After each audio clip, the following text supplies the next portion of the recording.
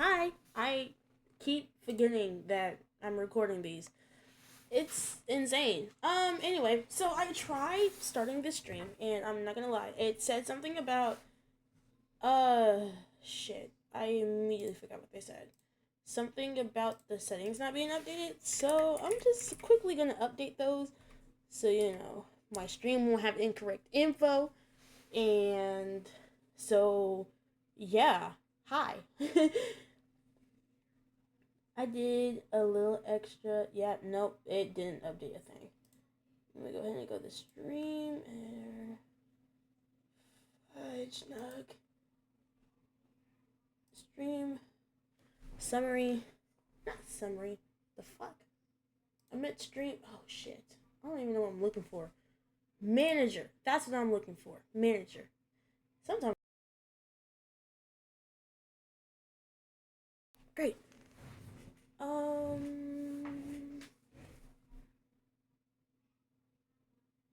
No, I'm not running ads right now. What am I doing? Fuck. Okay, great. Well, ads roll for Twitch. I'm going to work on editing the stream info. Because I could have sworn that's not what I put down.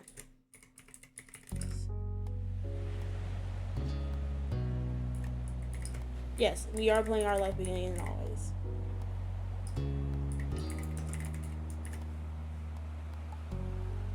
I just didn't have the game turned on originally like I always do.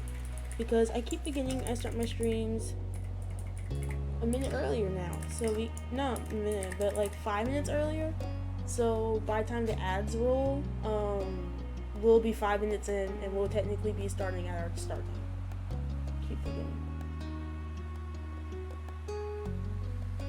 That's not category. The category is our always.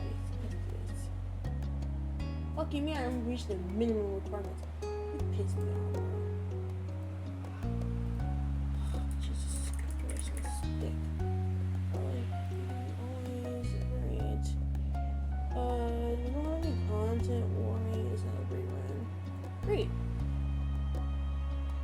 All information should be. You're just dropping in? Hi. It's nice to see you.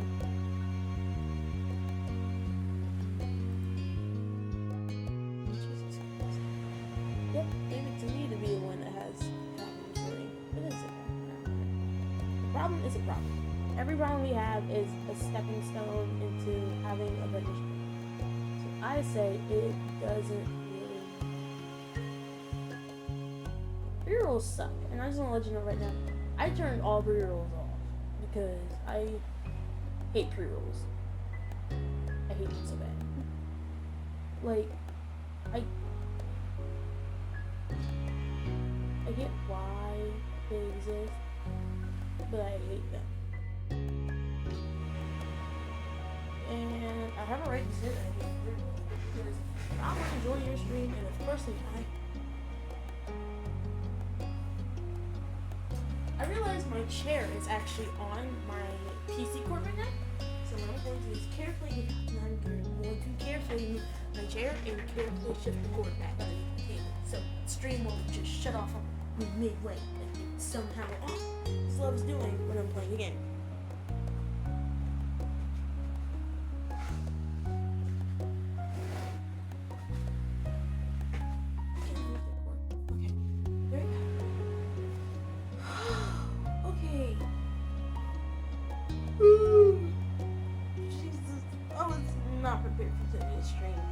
Honestly, I just only recently started including having streams where I'll be streaming on Sundays. Definitely throws somebody off, especially whenever I'm used to streaming on Sundays. There's no, wait, am I supposed to stream today? And then, like 30 minutes ago, I learned how it's supposed to be, or I re-looked at it and remembered. I don't have my alarms on right now. So my other phone has all the alerts and alarms that I need to make sure that I'm up on time. I'm in ready record these streams. Every single time, I forget to turn them on, so I almost miss the stream every single time. It's actually quite funny when you think about it. Today is a little chilly. It's a little chilly today, so I got a blanket on. Nothing's wrong with being a little chilly. It just shows that fall is truly kicking in.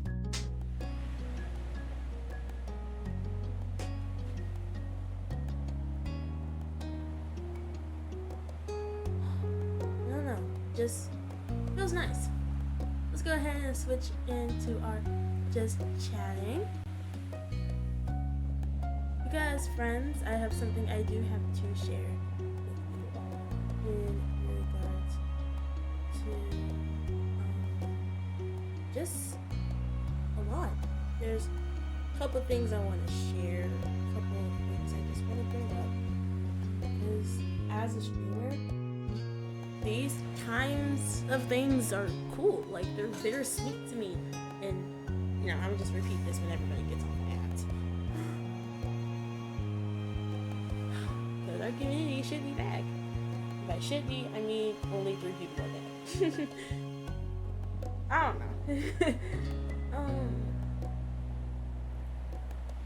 Truly, on a real note,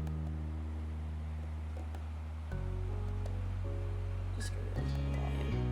On a real note,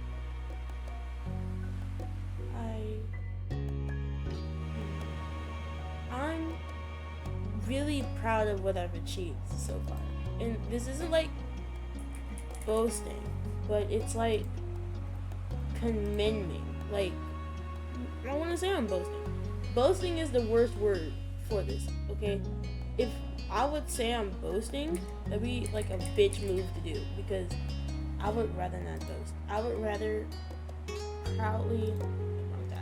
proudly talk about the things I have achieved, proudly talk about all of that. And considering I'm only 3 months into this, I'm saying I'm killing it so far. Not only as a streamer, but as a person. Heartfelt moments. Pshaw. I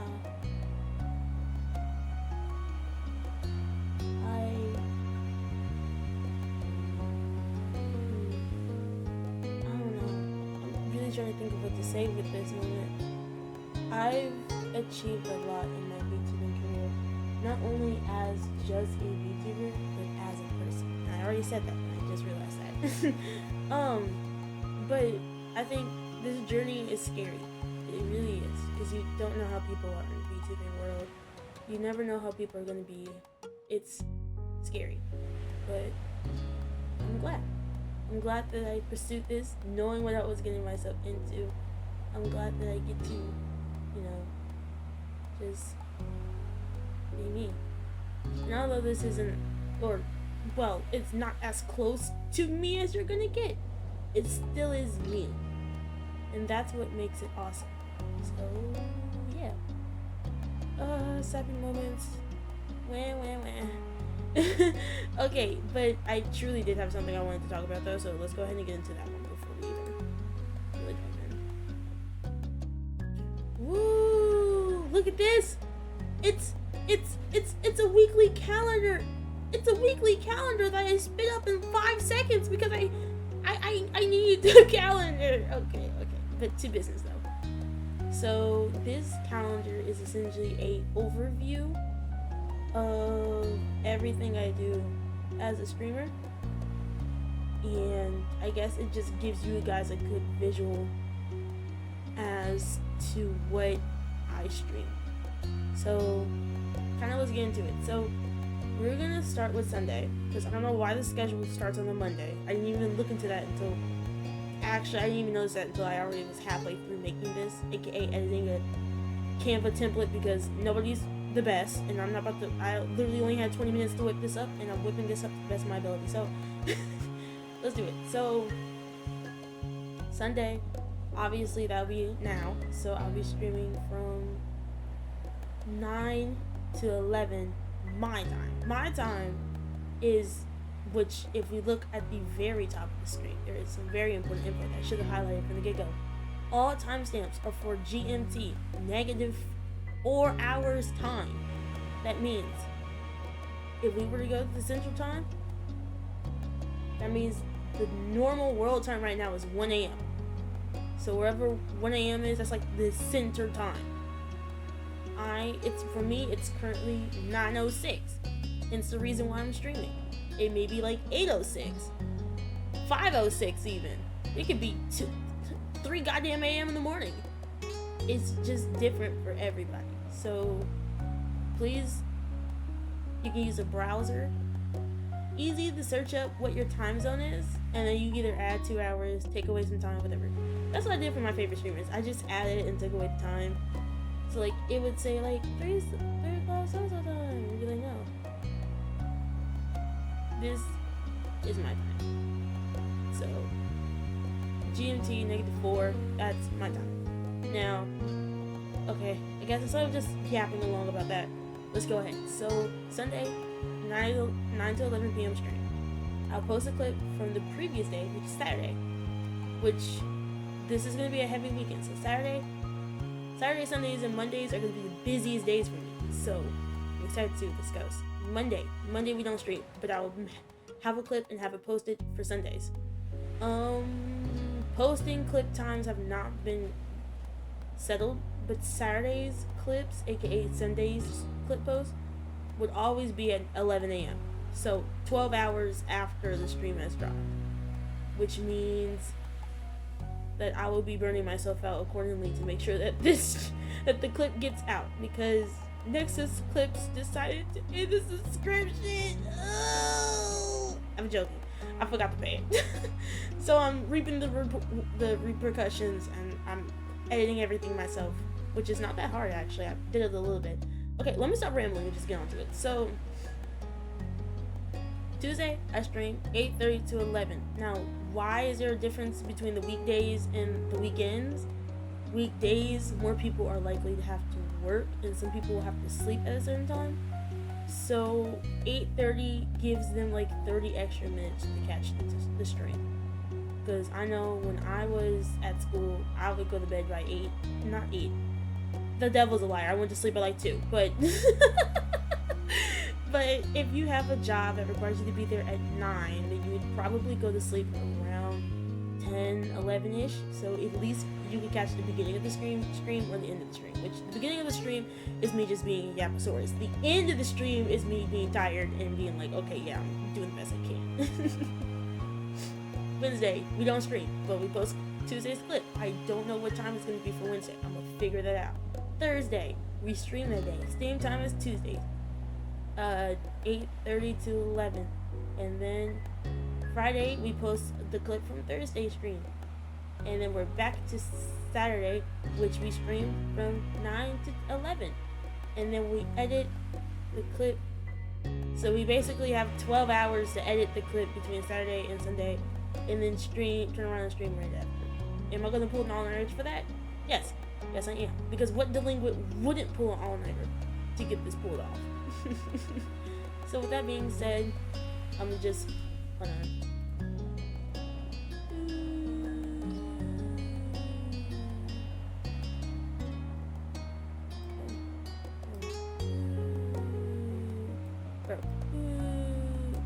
There you go. Go ahead and get a full visual of that, just to let you understand what it is. Hi. Okay, let's get to our game. Game time. Game time.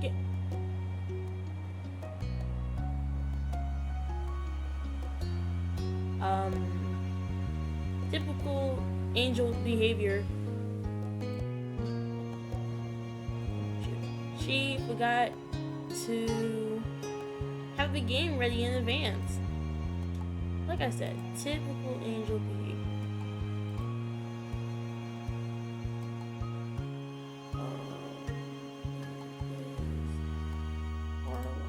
There you go. Why is it so big?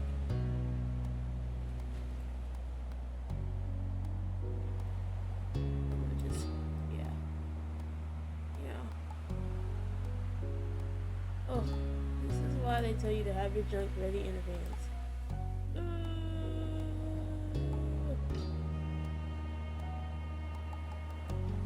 because Angel was being a Yaposaurus Rex, I will actually increase how long we're streaming today by 15 minutes. Because I was a Yaposaurus Rex for the past 15 minutes. So I would punish myself or enjoy myself by adding more time. Great. With that being said, let's continue the story up. Ooh. Oh. With the browser? That's why. Because I got it windowed. This screen. Full screen here. And it's still small.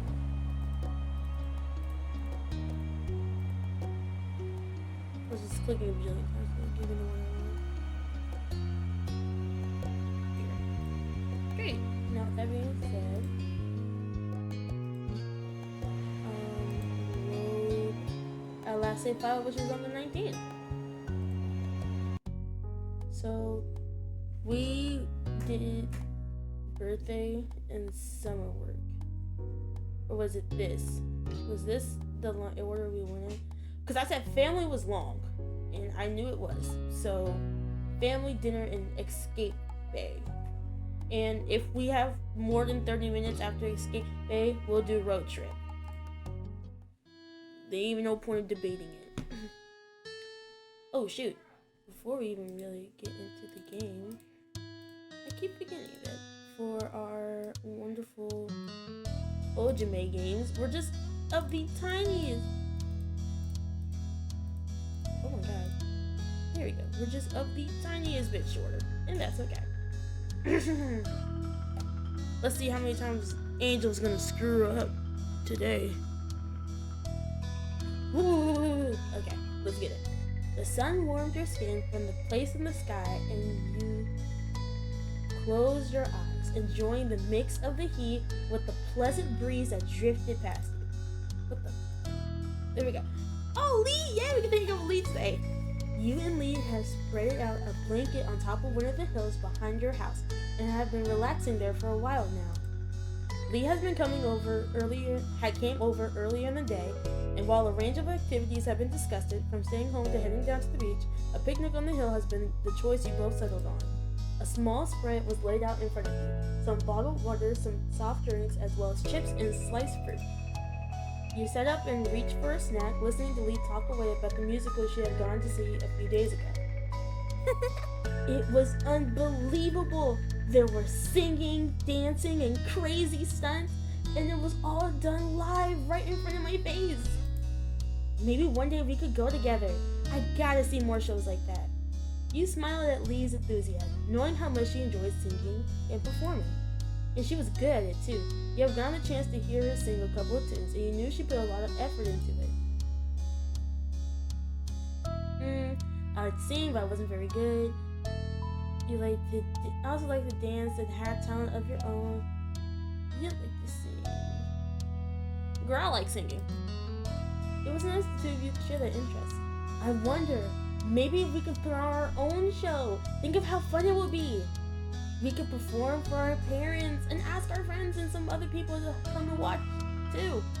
I don't know why I missed that too originally. It will totally work. Yeah, let's do it. I don't know about that. The idea gives you stage fright. My mic is turned away from me, and I just realized that. Hey, Mike. Why don't you get just a little bit closer? There we go. Okay. Sure, I'd give it a go. That's not a bad idea. It would be embarrassing. Girl, let's do it. You had actually thought about doing something like that before, but never had the chance to. Lee clapped in excitement and bounced on the balls of her feet, beyond happy that you were on board with her idea. I'm going to sing! Do you want it too? Or maybe do something else? I'll sing too. Cool! We can perform an incredible duet! Is there anything else that's coming to your head? One more thing. I'll write the song. Ooh, I hope it's something dramatic. No, how about fun? Fun is better. What about both? Lee's face lit up at the idea, and she gave you a broad smile. That sounds perfect. Is there anything else that's coming to your head? One more thing. I'll make a backdrop. Yes! That'll make it a real show. I'll draw something. You had an art kit at home full of colored pencils and markers that you could use to create a piece for the show. You just hope there would be a large enough piece of paper or cardboard for a backdrop. I think that will all make an amazing show. You got things pretty covered. The two of you ran back to your house to grab the supplies you needed, dodging your mom's amused questions before heading out to the blanket to get started. You spread a large piece of paper out in front of you and began imagining a backdrop for your scene of the show. Leah and you discussed the plans in detail, settling on the song first and just practicing out parts for the show. The afternoon passed quickly, the sun dropped lower and lower into the sky, and having thoroughly worked out how the show was going to go, you decided to take a break. ... Oh, you know, we could have invited Cove to watch us practice our show. He could have told us if we were bad before we put out the real thing. That's smart. We should have asked him to watch us. Okay. It's too bad Derek is in the neighborhood today. I like him. I really like him too. I knew you would. But speaking of boys we like, what's the relationship status between you and Cove? Is it good? Yeah, that's good. I'm so happy for you! But, like, really, are you going to be telling him you have a crush on him anytime soon, or what? I'll tell him soon. I hope so. You know, he's totally into you too. I guarantee it. You didn't say anything, wondering about the possibilities instead. The two of you talked a little bit more about Cove, amongst other topics, and you found that it was nice to have someone to speak about these sort of things. Finally, you both decided to pack up everything and head home for the evening. Lee talked excitedly about the show as you did, and you thought back on what you have already accomplished. Gotta take a water sip. Chad, I've been drinking a little bit more water. You probably should too, Chad. You could definitely do with a little bit more practice, but what you had so far was a solid foundation for the performance. Ooh, this is why I was holding off family for this time. Upon walking through the door, you were met with your moms and Elizabeth hovering around each other in the living room. Tension hung thick in the air as the three of them turned to you and Lee, frowning slightly. You had interrupted something. Exactly what, you weren't sure. Well, who died? What's going on between? Wow, who died? Mom winced, and almost immediately you knew the joking was the wrong timing for this. You really hope no one was actually dead. We were just having a talk with your sister. The room felt quiet again, with no one quite knowing what to say. Jesus Christ, I glitched on that one. You felt incredibly awkward, but the silence didn't last long. You don't have to stop just because those two are here. There's no reason trying to keep it a secret. Elizabeth was mad, and her arms folded definitely over her chest, but your mom's not in agreement. Well, Elizabeth was asking about her parents. Her biological ones. The world spun around you at the news. You couldn't understand why was this happening now. When you glanced at Lee, she shuffled her feet uncomfortably, as though she didn't know if she should be here or not anymore. You didn't know either. Your moms have always been open and honest about the fact neither of them have given birth to you or your sister, but the details weren't fully explained before. It made sense that Elizabeth didn't know a lot about her biological parents and wanted to know more. You just haven't ever thought you accidentally stumbled into it. Elizabeth looked at your parents unexpectedly. She wasn't going to let the unintentional disruption derail things. We didn't want to keep that information from either of you. It's your right to know your past, but we did want to wait until you asked us to hear it yourself. Well, it's happening now, so... Your mom shared a nervous glance, and Ma took a deep breath in before speaking again. I adopted you from the Philippines when you were just a baby. Elizabeth dropped her arms, her eyebrows shooting upwards in surprise. Wait, I wasn't born here? no. No, you weren't. You could clearly see that your sister was appalled by this information. You struggled even more with what to do or how to react. Am I gonna have to pass some tests to even be a citizen? No. No, you were adopted into the country. We took care of things. You're already a citizen. You don't have to worry about it. I followed all the laws when it came to bringing a child into the U.S. Nothing can be held against you. Elizabeth sighed, placid with the information but still far from happy. Who are my parents? As people. Why did they put me up for adoption in the first place? Mom softly put her hands over Elizabeth's shoulder, trying to provide some support before she gave her the answer. I am so sorry. I'm so sorry, sweetie. Your parents were reported to have died. They didn't go into details on the specifics of how, but you were an orphan. I wish we had better news for you, Elizabeth. Elizabeth was torn between emotions. Her eyes filled with tears as she threw her hands in the air, settling on in rage. Great, so I can never meet them, even if I wanted to. Not that I could have anyway, since they lived in another part of the world where they were still alive. Elizabeth turned her back on you and Mom and stormed off, sprinting upstairs into her room before anyone could stop her. I have to go talk to her. Ma immediately started to follow her, but Mom gently held her by the arm and shook her head. You should give her a little space to process it all. Your Ma's head hung low, but she stopped walking. Was Elizabeth now gone? The two of them seemed to remember you and Lee were still standing awkwardly off to the side. I'm sorry you had to see all that. It's not how I expected it would have happened when the time came. But since it's the topic of the day, Angel, is there anything you'd like to ask? You deserve to know after all. Lee patted your back and gave you a supportive look. I want to know. What's my story? Your parents both nodded in sync to your reply. Ready to talk? I can leave if you want things to be private. I want you to be here. I can do that. Lee shifted a little closer to you in support, and you were glad to have her here with you. It made you feel a little stronger somehow. You turned your face to your parents, preparing yourself for what they were about to tell you. Mom was the first to speak, her voice quivering with emotion. You were adopted as a baby, but 2 years after Elizabeth. We used a different organization at that time, but you were adopted within the U.S. We're sorry to tell you, Angel, your parents have also passed away, and no other family member took you in, if there were any. That's why we wanted to wait until you asked. We didn't want to suddenly drop that in your lap. We wanted you to be prepared. I'm sorry. We're sorry, Angel. Lee gave you a reassuring squeeze on the arm to show you that she was there for you.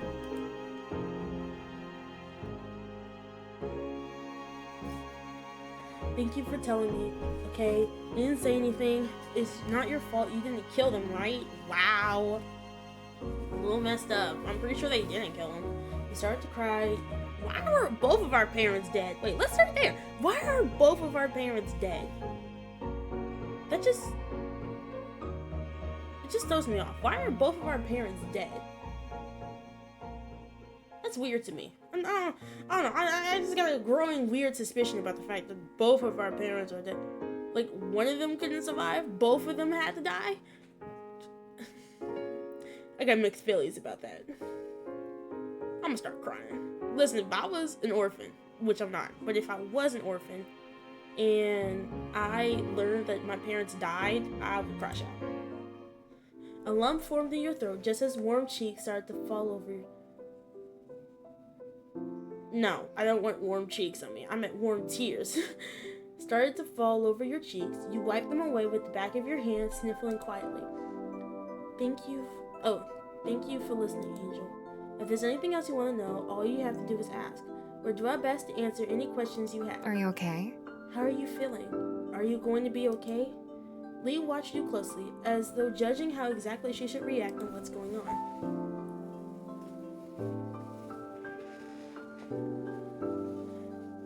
I feel fine. You spoke with a refreshed tone, as though you had a load off. Your mom smiled sadly, but you knew they believed you. No one seemed to have any words after that.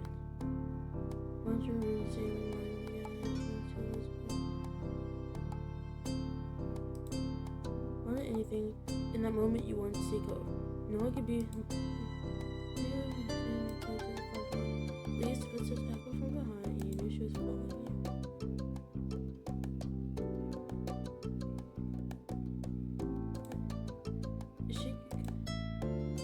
Once outside, you strolled across the street purposely. Cove's house in sight.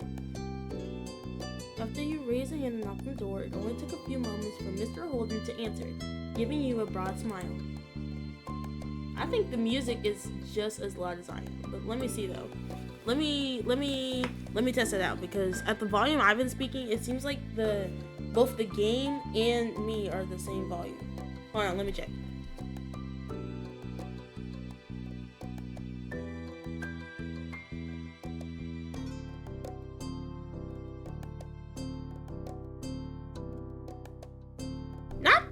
Not my way of checking bouncing up to the time. It was slightly behind. Not my way of checking bouncing up to the time. It was slightly behind. It was slightly behind. I'm not even gonna go into it in detail. It was just slightly behind. It was slightly behind. I'm not even gonna go into it in detail. It was just slightly behind. In case you have to know. Look, in case you have to know, I use my iPad as another way to see how stream works, because I can't see it. So I just have to get confirmation that it looks good. Okay, I'm gonna mute this because now I feel like I'm just echoing. But that was my way of making sure that A, it looks good, B, is running good, all that good jazz. So it's always just, so if you ever hear me echoing, that's why. It's because I literally use my iPad as another device to make sure that it looks good, because 9 times out of 10 I can't see from my computer. Great. Now, hi, hi Angel. Looking for Cove, I bet? Yeah, that's right. Cliff turned around and whistled down the hallway in the direction of Cove's room. Hey, sport! You gotta guess! After calling his son, he turned back to you and dipped his head. No worries. He'll be here any second. As promised, it didn't take long before footsteps echoed down the hall, and Cove's head of green hair appeared before you all. He looked past your dad and saw you standing there, smiled, pleased with your visit. Hi, Angel. Hi, Lee. Hi, Cove. Can you hang out now? He gave you a placid smile, ones you were all too familiar with. Sure. He looked ahead to see you standing there, and when his eyes widened when he guessed it, Christ on a stick, you guessed that he had noticed you've been crying. You kids take care, alright? I'll be around if you need anything. Mr. Holton shuffled back into the house and closed the front door, giving you some privacy. I'll be right back, guys.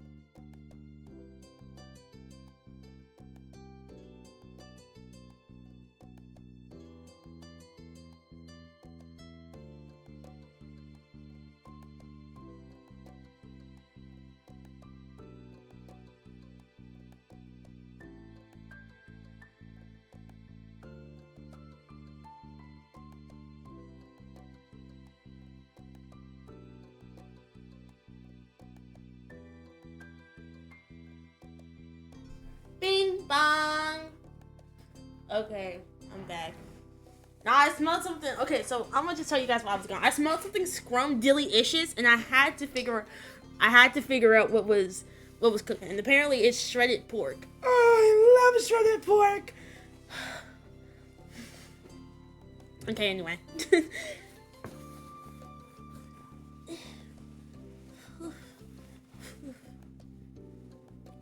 Okay. Giving you some Okay, let me reread the sentence because I forgot if I actually read it or not. Mr. Holton shuffled back into the house and closed the front door, giving you some privacy. Cove tilted his head at you, his bangs falling into his face as he did so. What's up? Lee said nothing, eyes shifting to you instead of waiting for you to speak.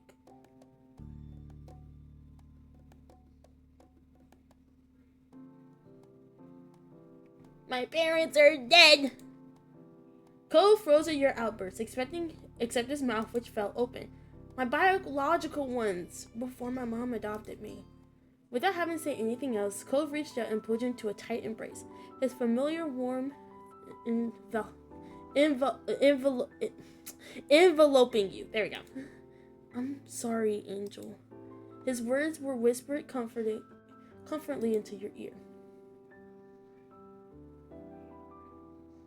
I don't have to do this. I want to. He didn't say anything more, but he didn't let go either. Can we talk somewhere else? You felt uncomfortable huddling around the entrance of Cove's house. That feeling didn't seem to be a problem, though. Yeah. Let's go. Cove took you by the arm and encouraged you along beside him. You followed without protest. Lee stayed just as close as she followed along. You headed towards the hills, where you and Lee had spent the majority of the day. Things seemed to be so different then, only a couple hours ago, and you wonder how everything changed so drastically. You took a seat in the grass beside Cove, who bent his legs and rested his arms on them before he turned to you again. Can you explain everything to me? You nodded softly before taking in a heavy breath and launching into the story. Cove sat quietly and listened intently, nodding every now and then, or taking in a sharp inhale. It took a long time for you to relay the details. Dozens of stars were pinpointed in the sky as the night wore in. Silence settled between you as Cove sat quietly for a moment, contemplating everything you said. When he finally spoke, his voice was quiet, drifting through the night towards you. Angel. I'm so sorry. I'm really sorry about what has happened to your parents. So sorry. He stopped suddenly and took in a deep, shaky breath, and you got the impression he was struggling with what right to say. Just shrugging my shoulders. Everything was so overwhelming. It was difficult to get a good grasp. Angel, you're not doing anything wrong. You know that, right? I think that you can be as sad as you want, for as long as you need, or you can feel okay about it whenever you want to, too. He sighed and ran a hand through his hair as he looked over the ocean. It's okay. I guess what I'm trying to say is, whatever you feel about it, it's how you feel about it. You don't have to force yourself to be different.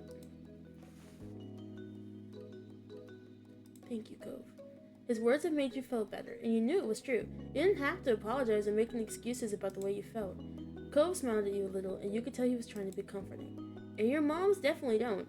It doesn't matter if you're not blood related, you're definitely family. I can see that, and I hope you can too. You felt the reassurance in his eyes. Your cousin tried not to interrupt your explanation or Cove's response to it. When the opportunity arose, she made it clear that she shared the same sentiment. You stayed up on the hill together a little longer, looking over the ocean and the stars that shone brightly above it. After talking about the situation with someone who wasn't directly a part of it, you started to see things in a different light. Above all, you were glad to have Cove and Lee's support, and knowing you can count on them if you needed. Hey. The sudden voice of your sister behind you made you jump. You saw her standing a little ways away. She was walking closer, and you didn't know what to do, or what she was planning on saying. Would you mind going? I want to talk to just Angel. You can come back. It's not going to be forever or anything. Cove seemed equally parts concerned and skeptical. Leaving now just wasn't a concept that thrilled him. Lee wasn't exactly jumping to go, so she checked with you quietly.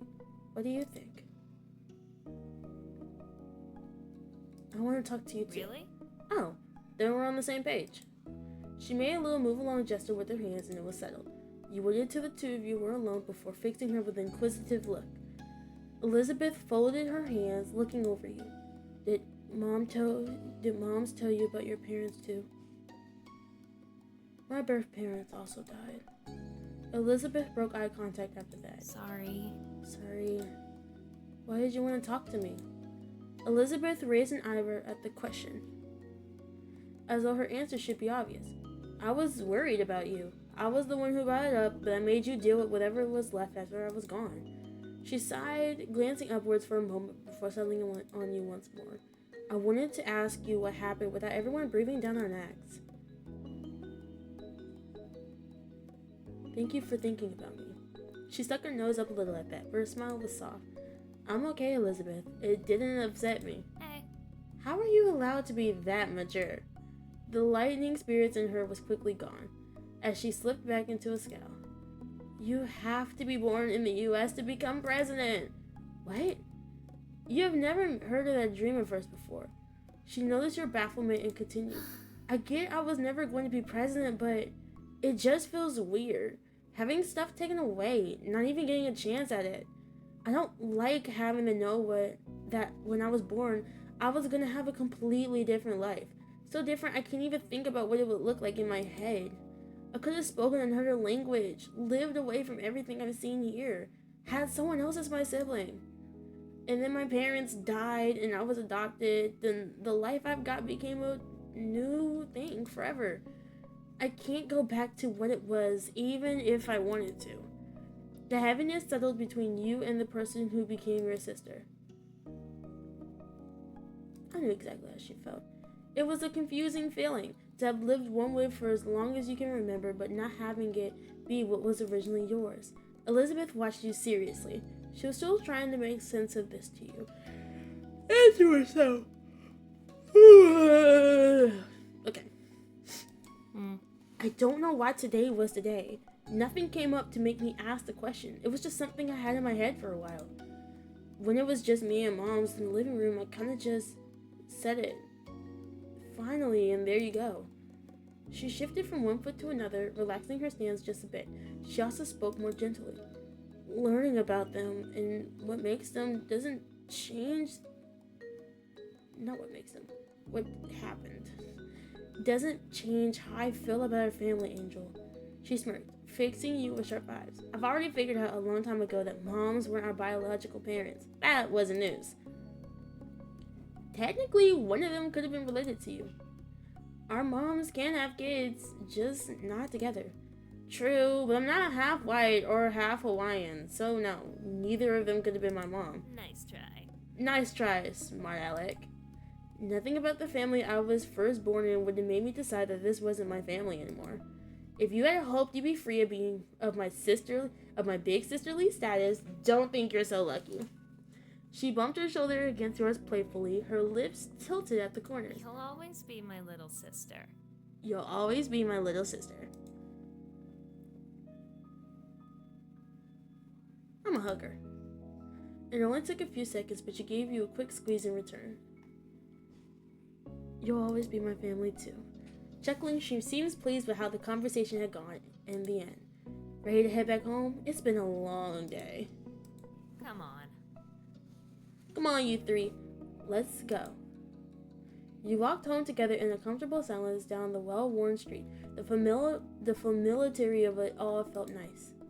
When you stepped through the door, you found your moms quietly sitting together at the kitchen table. Their heads snapped up and they got to their feet to meet you, Mom giving you a careful smile. We're so glad to see you. I'm sorry for walking away before. That's alright, dear, sweetheart. We're just happy to have you here again.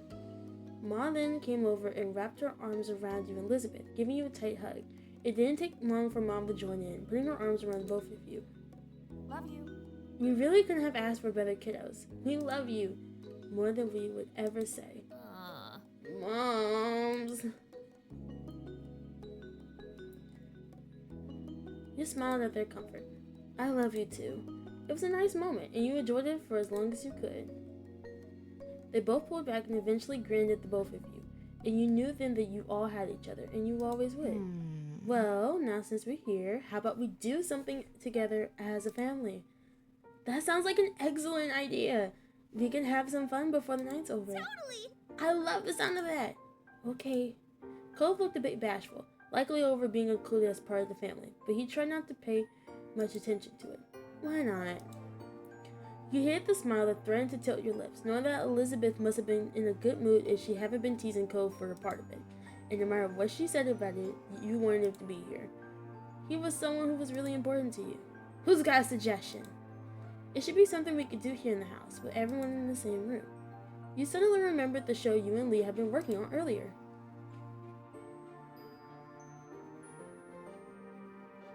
Maybe we can do a show. A show? This is the first time we're hearing of this. I'm intrigued. Wonderful. It would be amazing if you put it on for us to watch. Oh yeah! I need to see what you cooked up. That would be cool. You smiled at Lee, who returned the gesture while bouncing her heels in excitement. Take some seats and we'll get everything together. You and your moms collected the chairs from around the dining room and set them in a row in the living room when there was enough space for the show. While they did that, you and Lee quickly gathered the supplies you needed and rehearsed the plan. Rehashed the plan one more time. You went through the song you had written one last time. The backdrop you had prepared for earlier was also ready to go now that it was needed. When the two of you returned to the living room, everyone was sitting and chatting amongst themselves while they waited. The group quieted down when you and Lee stood in front of them on your makeshift stage. Lee was buzzing quietly with excitement beside you. I'm pumped for the show, bro. This is the best thing I could do all day. The time you and Lee had put into practicing was worth it. You were ready to go.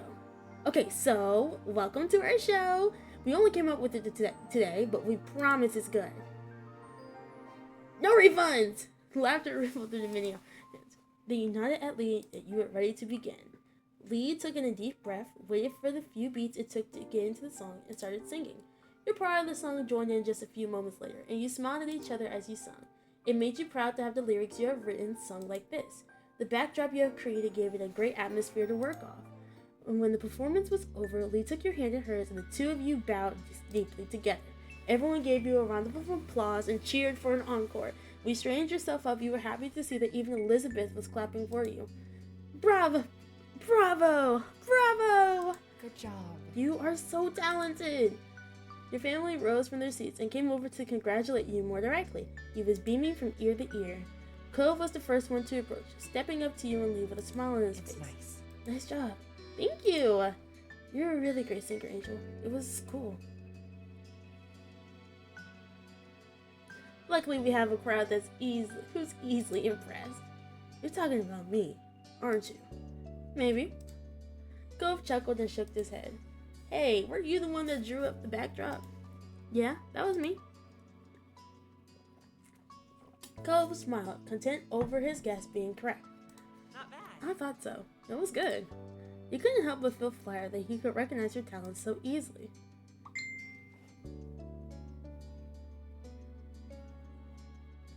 Slow as fuck. I wonder what that was. Swipe. Oh, just a reminder of a message that was sent. Ah! Okay.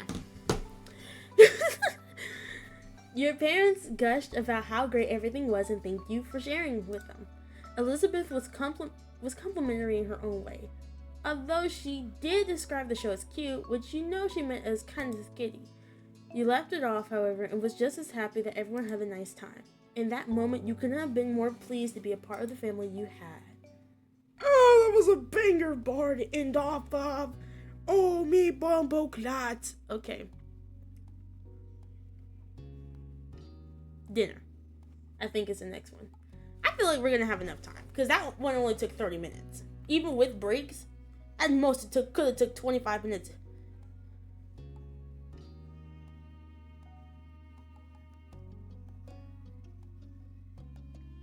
So yeah.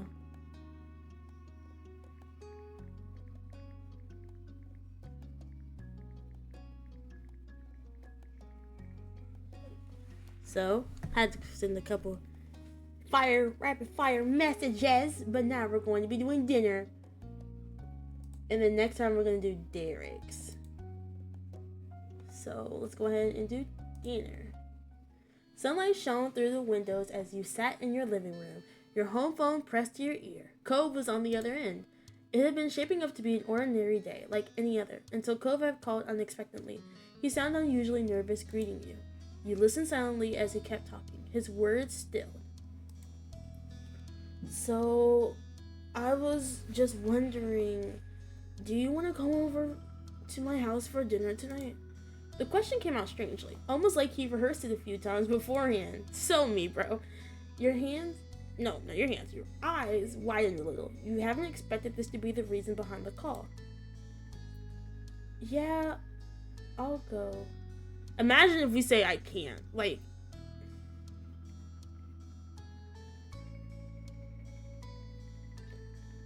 can I click it then like go back and see? It was, huh? Oh. It seemed like Cove still had a bit more to say, and you just interrupted him. Oops. He stumbled for a bit, trying to recover from the instant rejection. My mom and dad...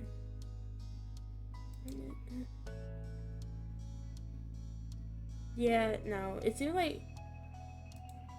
I think it would be better if we just say yeah. Because at this point, this feels like shitty. That's a shitty answer, and I felt bad rejecting him. So now we're gonna say yeah.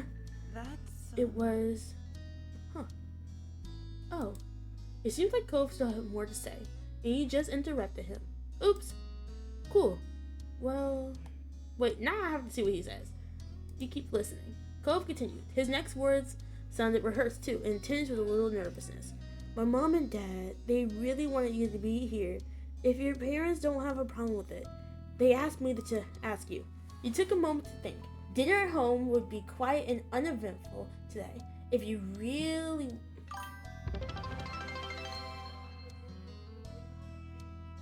Beast Magnet 1, thanks for the 5 bits. How you forget to tell me for 50 minutes. You know what? And I forgot to tell you for 50 minutes because I was so strung up on something else that I literally just forgot to.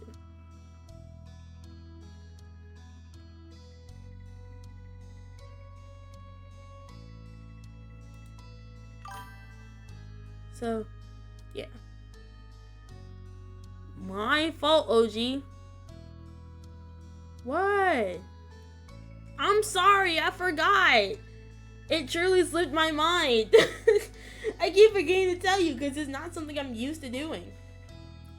So, my fault. My fault if I forget. Okay. Lord have mercy. You took a moment to think. Dinner at home would be quiet and... You're not forgettable, man. Oh, whatever. You're not forgettable, bro. I just forgot to remind you. Cole spoke up again, breaking your thought train. His voice was softer than before. Also, I want you to be there too. Can you come over, I mean? Nah, I'm mad going over there. Thanks, Angel. I'll let them know when I can. He sounded noticeably relieved by your response. Was you coming over to dinner today that serious? He just spoke to you for a little while longer, explained what time to come over and other details, then hung up. And that was that. For now, anyway. Soon enough, the sun dipped out of the sky and evening came. It was time for you to head over to Cove's house. After letting Elizabeth know that you were leaving, she didn't look away from the TV, just grunted. You made the small journey across the street. You knocked a couple of times on the heavy door to their condo. As you waited for an answer, you found yourself contemplating at being a guest while both of Cove's parents were there. It was exciting, you were apprehensive, the idea made you curious, you didn't think it would be especially interesting, you couldn't say you were thrilled. The idea made me curious. You wondered why they decided to invite you out of the blue. Maybe you'll find out later on tonight. You didn't get too much time with your thoughts though. The door opened soon enough. Cove's mom, Kiara, stood, Lord, in the frame, smiling warmly at you. Come on. Hey, Angel. Welcome. Please come in. She opened the door wider and moved to make room. You stepped inside, allowing her to shut it behind you. Thanks so much for coming over. I know it was kind of last second. Thank you for having me. Of course. Of course. Make yourself at home. It's not my home, but I've been given permission to say that. Hey, Angel. Welcome to our humble...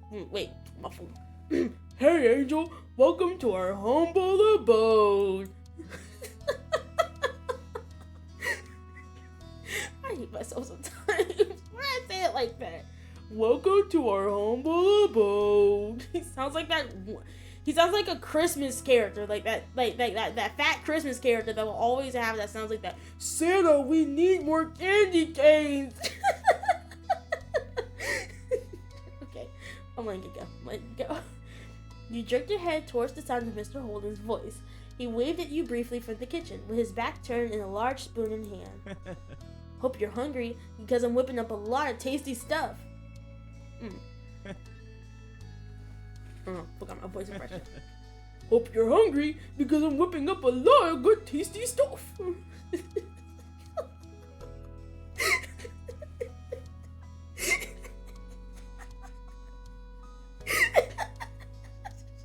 Okay.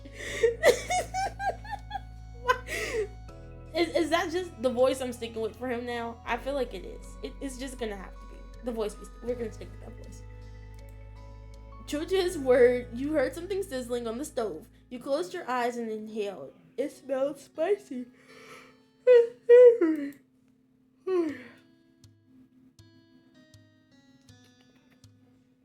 When Mr. Holton busy and Cove nowhere to be seen, it was just you and Kiara. She gave you a wry smile. He sure is. While I've been barred from cooking the entirety time I'm staying here. Can you believe that? She nudged you with an elbow. Mr. Holton scoffed good-naturedly and then spoke from over his shoulder. You're on vacation, Kiara. You need to accept that already. She yelled back, amusement obviously on her face and in her tone. People can still cook when they're on vacation. Everyone's got to eat. It's not like I'm some celebrity who can go out for every meal or hire a personal chef. My question is, and I think this is everybody's question, how did Cliff even bag a baddie like Kiara? Let's be so for real. Let's actually think on that. How did Cliff bag a baddie like Kiara? If Kiara was... Bro. Kiara's a baddie. I'm not gonna lie. The key reason why I like this game. They need to make it so that there's a DLC where we're older and we get to date Kiara. I know that 100% like ruins the point of the game, but I would rather date Kiara or Cliff. Make it so that they're friends or something. I don't know. Make us a prequel where we get to see Cliff and Kiara's relationship form. So it would be their perspective over the time. Absolute cinema. That's exactly what we have to do. Exactly what we have to do. Well, in this house, you're a VIP.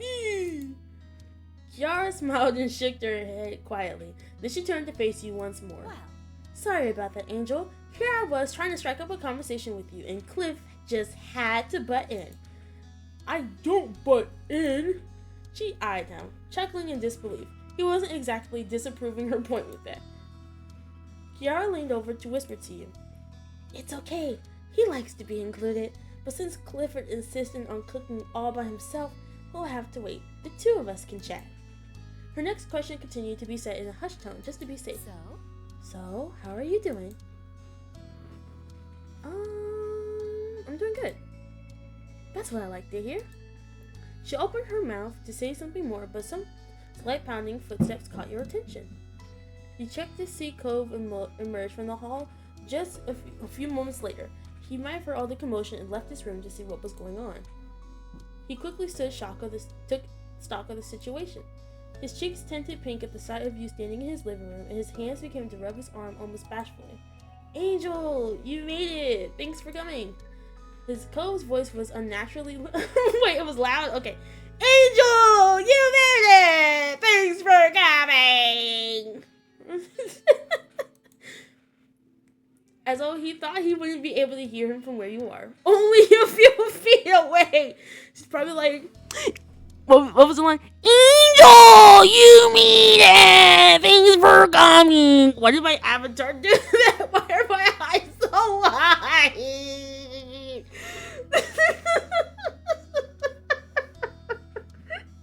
I was like, Angel, thanks for coming! Why does it do that? It's like, watch this. Intensely stares into your soul.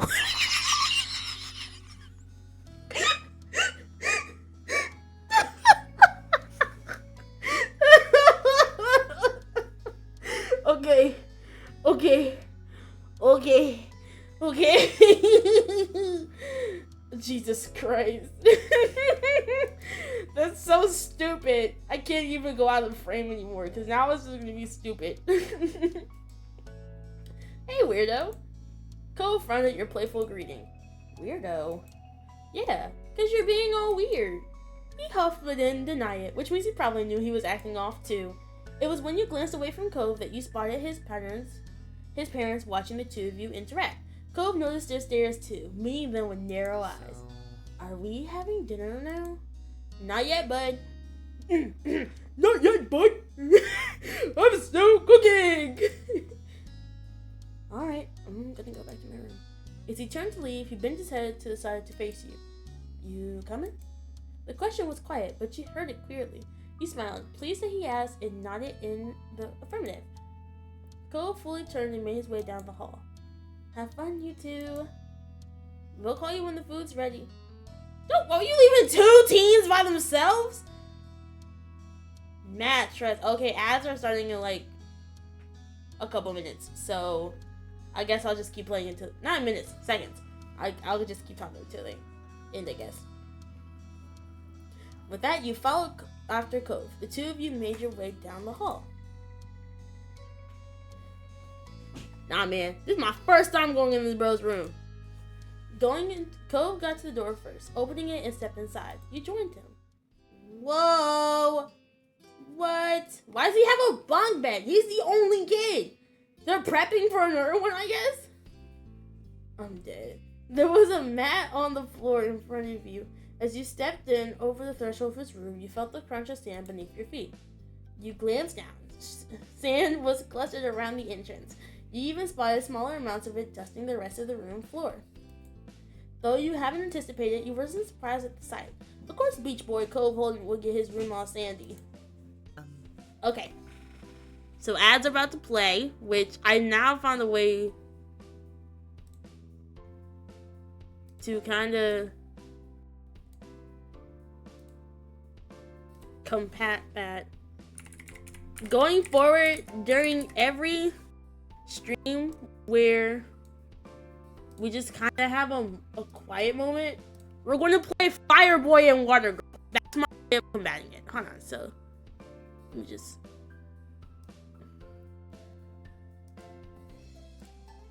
No.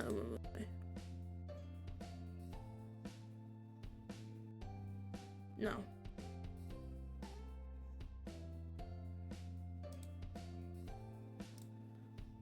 Here.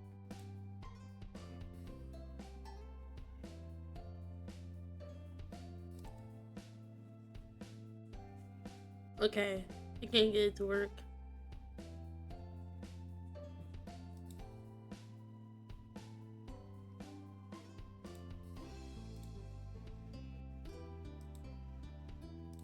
And I think I know why. It has to be...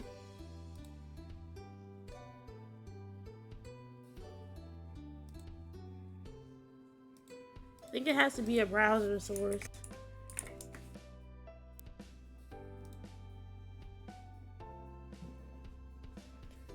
Oh, I lied. Doesn't have to be a browser source.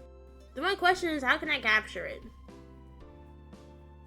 How about we ask how to show gameplay on a website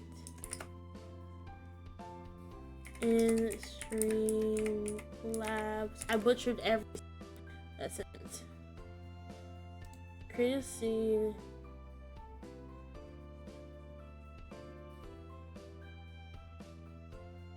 Maybe it's game capture?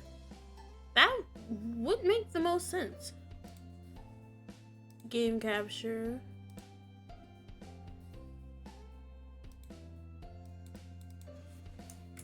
Game?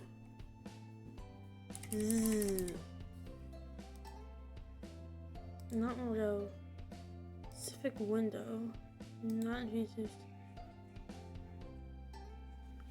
Fuck. Maybe this one.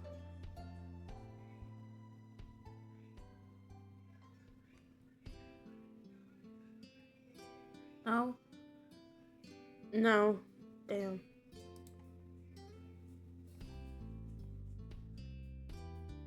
on a browser. I honestly just want to play Fireboy and Waterboy, even if it's after the break at this point, because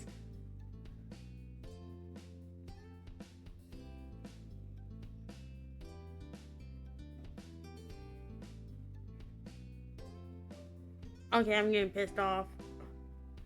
I don't think we'll be able to pull it off. Ah!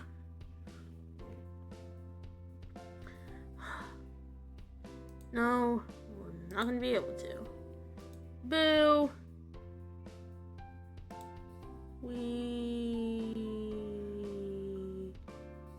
Hi, Chad. I thought we can play Fireboy and Water Girl, but seems like we can't. It makes me mad because I can't figure it out. Maybe if I like...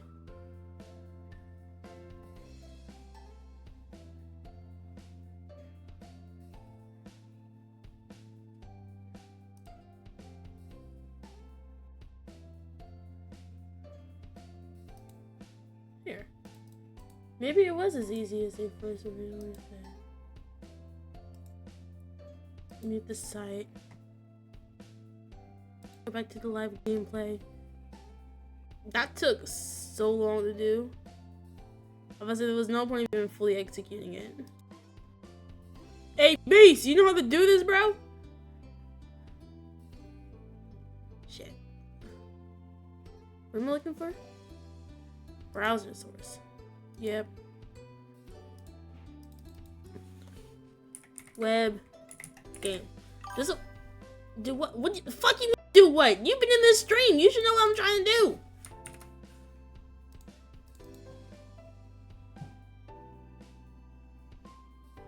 Ooh, I got it to work. Okay, here. We're gonna play it for a little bit. Kind of give us a refresher. I know. You have a job.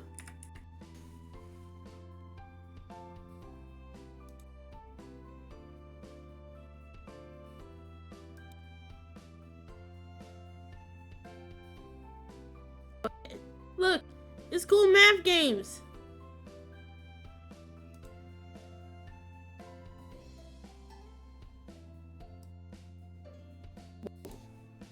Wait, can I even play it?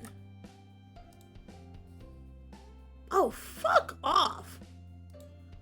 What's with this bullshit, bro? I'm gonna figure this out for next stream. It don't even matter. That just pissed me all the way off. All that research for we're shitless of a nothing. Damn. You good, Beast. Don't even sweat about it. It's too late. We'll just figure it out for next stream, I suppose. I took the whole ad break to do that, and plus some, by the way. Just irk my nerves, why don't you?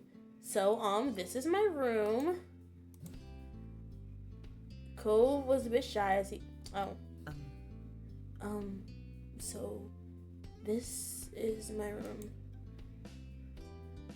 Cove was a bit shy as he said so, fidgeting with the hem of his shirt, using one hand and vaguely gesturing to the space with the others. There's stuff you could sit on if you want. You look over the desk chair as an option. When you turn back, Cove was already sitting on the edge of his large bed. Are you trying to make your own beach with all this sand? Not really. No, but it'd be cool if I could, though. You couldn't help recalling a long time ago. Cove explained his childhood dream home would be something located right on the shore of a beach. Maybe that ideal thought still had an appeal for him. It made you smile to think about. Sitting right next to Cobra. As soon as you sat next to him, Cove grew tense. His back went stiff and he ducked his head away. He tried to hide a trembling smile. Oh my god. Oh my god. He said it under his breath as he didn't want you to hear. You obviously did, and easily since you were right beside him. I was nervous about it. Oh my god, I'm so hungry. I forgot to eat before stream. He raised an eyebrow. You both kept noticing the other's every move. You only strike back is nothing to worry about it. You're like an open book, you know that. You're such a sweet guy, Cove. You're adorable. What? What? Clearly he hadn't expected the compliment. Somehow his flesh grew worse, spreading all the way down to his neck. He had fumbled for words. I'm not. Bats. He gripped the blanket underneath him and searched for something to say. Did you see my fish? I got some. In the tank. Right there. Cove threw both of his hands in front of him to direct your eyes to the beds. He was trying pretty poorly to change the topic. That was clear. He decided to show him mercy and allow it. He started to watch the bright fish swim. There was a bunch of them, floating to and fro in the open space. They stood out starkly against this green aquarium plant. How long have you had those fish? Yes. My dad bought them for me not very long after I moved here. I guess it's been years now. Wow, that's a long time. You peered carefully into the tank. The fish looked to be doing well. He must take good care of them. Most of them were small, but there was one particularly big one. What are their names? I don't name them. Not really. You lifted an eyebrow at that. He continued to explain sheeply. I mean... Mostly, I just call them based off of things and what they look like. Squirt for a small one, tangerine for a really orange one, that sort of thing. I've had a lot of fish and I'm not that good with coming up with names. I found that funny. Who knew that was a weakness of his? It was an entertaining revelation. Oh, a couple of them have other types for names. He pointed out to a small orangish red fish. It had a mind of its own, away from the others. My dad named her Dreamcatcher, and that one's Mark. Mom came up with that one. Cove smiled to himself, his eyes reflecting the glow from the tank. You let other people name your fish? It's nice. Yeah, it's nice. He turned to you, tilting his head to the side. There was a considering look on his face. Do you want to name one? Why every time I feel like this goddamn game? You know what? Every time I feel like I'm not... Oh, okay, now I want to be loud. Okay, maybe it's because I was too far away from the mic. There we go. Do you want to name one? Hell yeah, I want to name one. His smile grew a little at your enthusiasm. Cool. There's a few who don't have names right now. The newer ones. You can pick which one you want to name. He pointed to each of the recent requisitions out to you. The first was the smallest fish in the tank. It was completely orange and zipped all over the place, running laps around the others. The second was a slightly bigger and red. Its tail was dotted with black spots, which almost resembled freckles.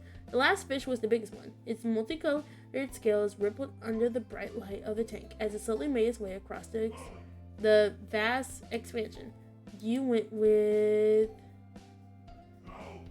Okay, so there's the biggest... The small fish is orange. This one's reddish, and this one's like rainbow. So we're going with rainbow. Cove only nodded at your answer, waiting for you to decide on a suitable name. You watched the fish you chose closely. As you did, a name eventually came to you. Frank, Sunbeam, Gil, Angel, Cove, or type in my own answer. Naming that one me, bro. Cove laughed unreservedly at your choice. It was affectionate rather than insulting. What? You can't name it after yourself. Why not? Cause I'm not gonna call my fish that. But you still said I could pick it. Cove shook his head with a bent smile. I'll call him Junior then. You can still call him Angel. It seems like a good enough compromise, so you agreed. Cove nodded, satisfied. Alright, it's Angel. With that, his attention moved on from you to the tank. He peered fondly at it and its inhabitants.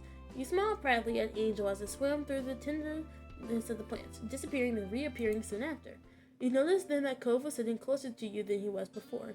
He must have scooted over at some point during the conversation. This close, your shoulders were almost brushing against each other. Your heartbeat picked up a little at the realization. You know, I'm not allowed to have pets in my house, not even fish. The corner of Cove's lips turned down at that. That doesn't sound fair. It's not like fish would make a mess of your house or anything. You could just take good care of the tank and feed them and they'll be okay. I don't mind it too much. You have to do so much for a pet. It's a lot of work and responsibility. My moms take it very seriously, and that's why they don't just get one. That's true. Your current conversation brought to mind a memory from a few years ago. You launched into it without any warning, earning you a brief, confused look from Cove. One time, Lizbeth, came back from playing at the beach and just shut herself in her room. She only came down for food and then she ran back upstairs afterwards. It was kind of weird.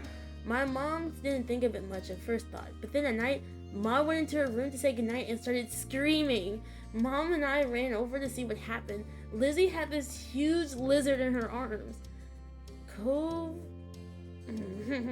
Cove's eyebrows rose at that, and he leaned forward in interest. Really? A lizard? Where did that come from? Elizabeth says she found it half buried in the sand and didn't know what it was. She pulled it out and got the answer, so she brought it home. She hid the lizard in her room for most of the day because she wanted to keep it. Mom and Ma were not happy. They were worried about putting it out during night, but she was going to have to let it go in the morning. Lizzie was really upset. She did bring it back to the beach eventually, but she wouldn't talk to anyone for days. When she did get over it, it was almost like nothing happened. You laugh, thinking back to that time. Elizabeth was always stubborn, but when she was younger, she forgot grudges quickly. Now it wasn't so easy. Cove had been quiet for most of the story, apart from the reveal of the lizard. He had a thoughtful look on his face. I can't even imagine what it would be like to have a sibling. He gave a serious thought to his statement before you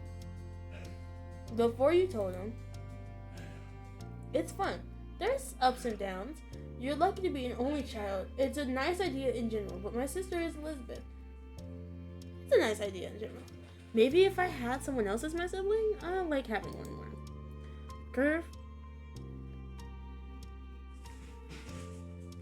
Cove pushed his lips at the word, considering them quietly for a while. That's interesting. I think your family is cool. He didn't have much else to say, though while on the topic of your family, you consider your relationship with your moms too. You're the best.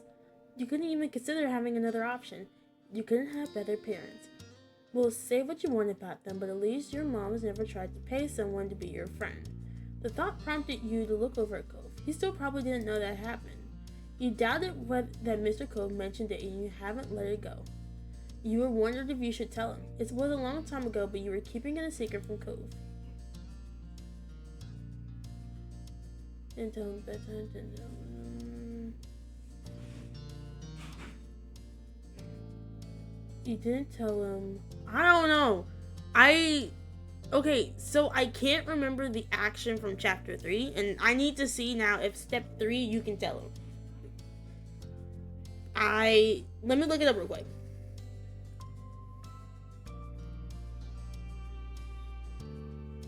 Can you tell Cole about the money in step 3?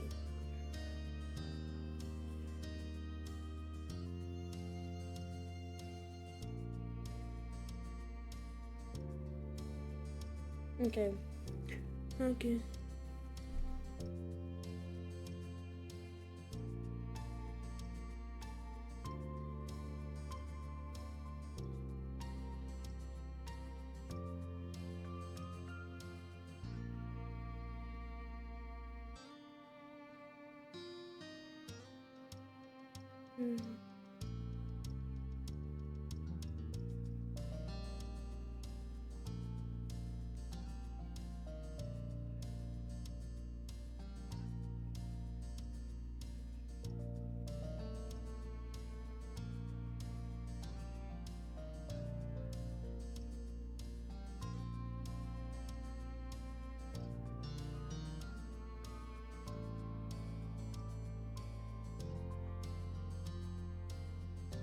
Okay, so I can't tell him in step 3.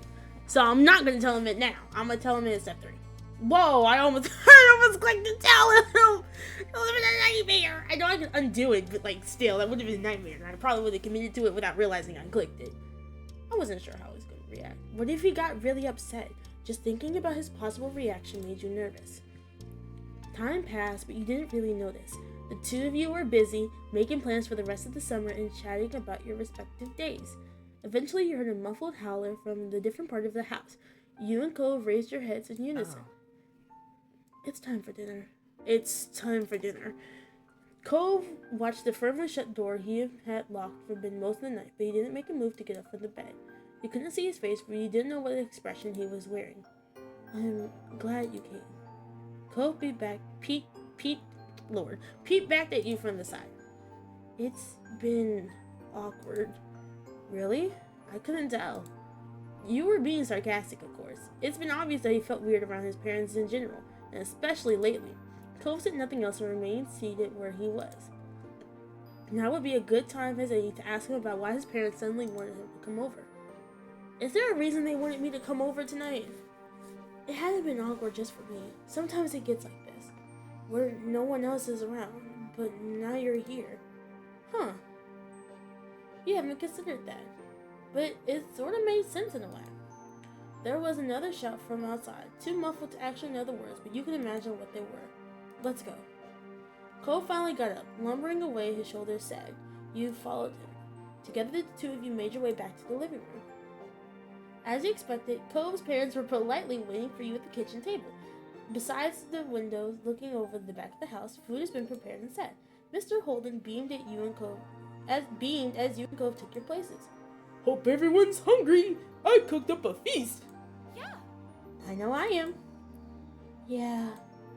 Cove's mumbled response wasn't nearly as upbeat as theirs. Their parents didn't notice, or they pretended not to. Mr. Holden instead looked at you, grinning. Thanks. Let's all take a moment to thank our special guest for being here with us tonight. I'm so glad you was able to make it, Angel, and on such short notice, too. I'm thinking of it. Thanks for having me over. All right. Well, that's it. Everyone, please dig in. You can't help yourself to the food. Upon his encouragement, you looked over the meal spread in front of you. There was a large...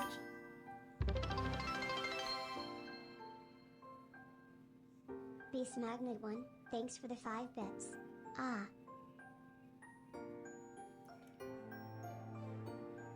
Ah. Why did you just put the word ah? That's so weird. Why did you put the word ah?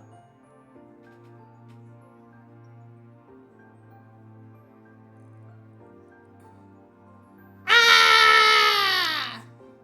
Bob Caclad. Ah! What? Okay, alright. You got that too.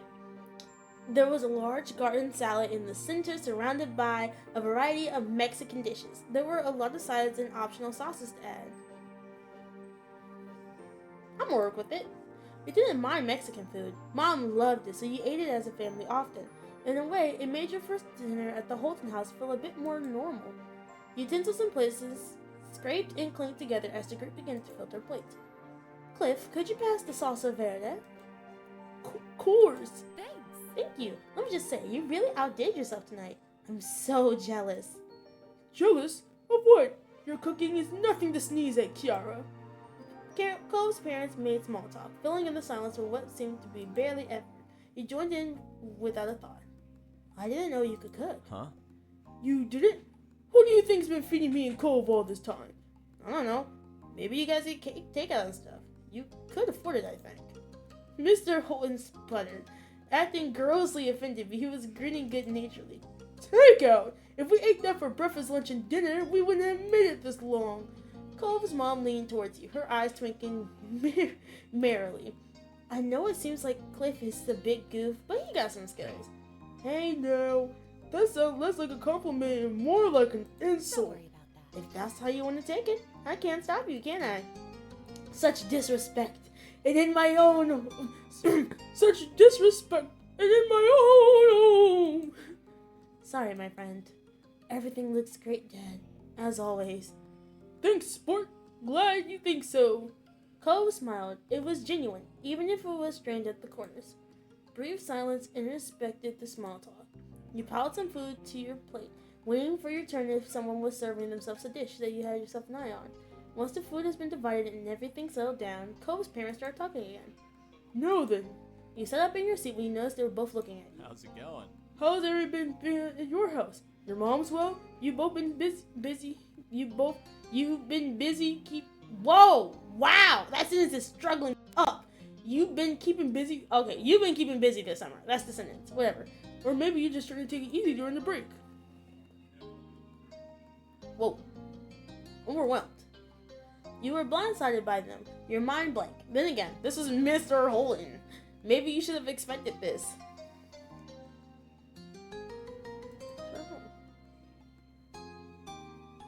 That's been good. Fantastic. Oh, that's wonderful.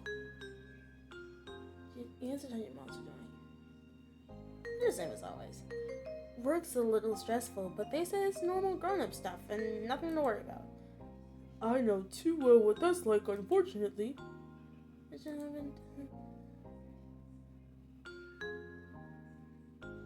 know what I've been up to, since most of it has included your family. Mr. Holton laughed out loud and short. You caught him off guard with that. A fair point. And that was it for the questions. Kiara nodded along. You could tell she was actually listening to the words you were saying. She was trying to include you, not humor you. Do you know, Cliff? Angel is really into media? Mr. Holton's face lit up, and he stopped eating so he could lean forward. His arms braced against the table. Nice work. Oh, that's right. Very cool. It's just a hobby. There's nothing wrong with that. It's good to do things just for fun.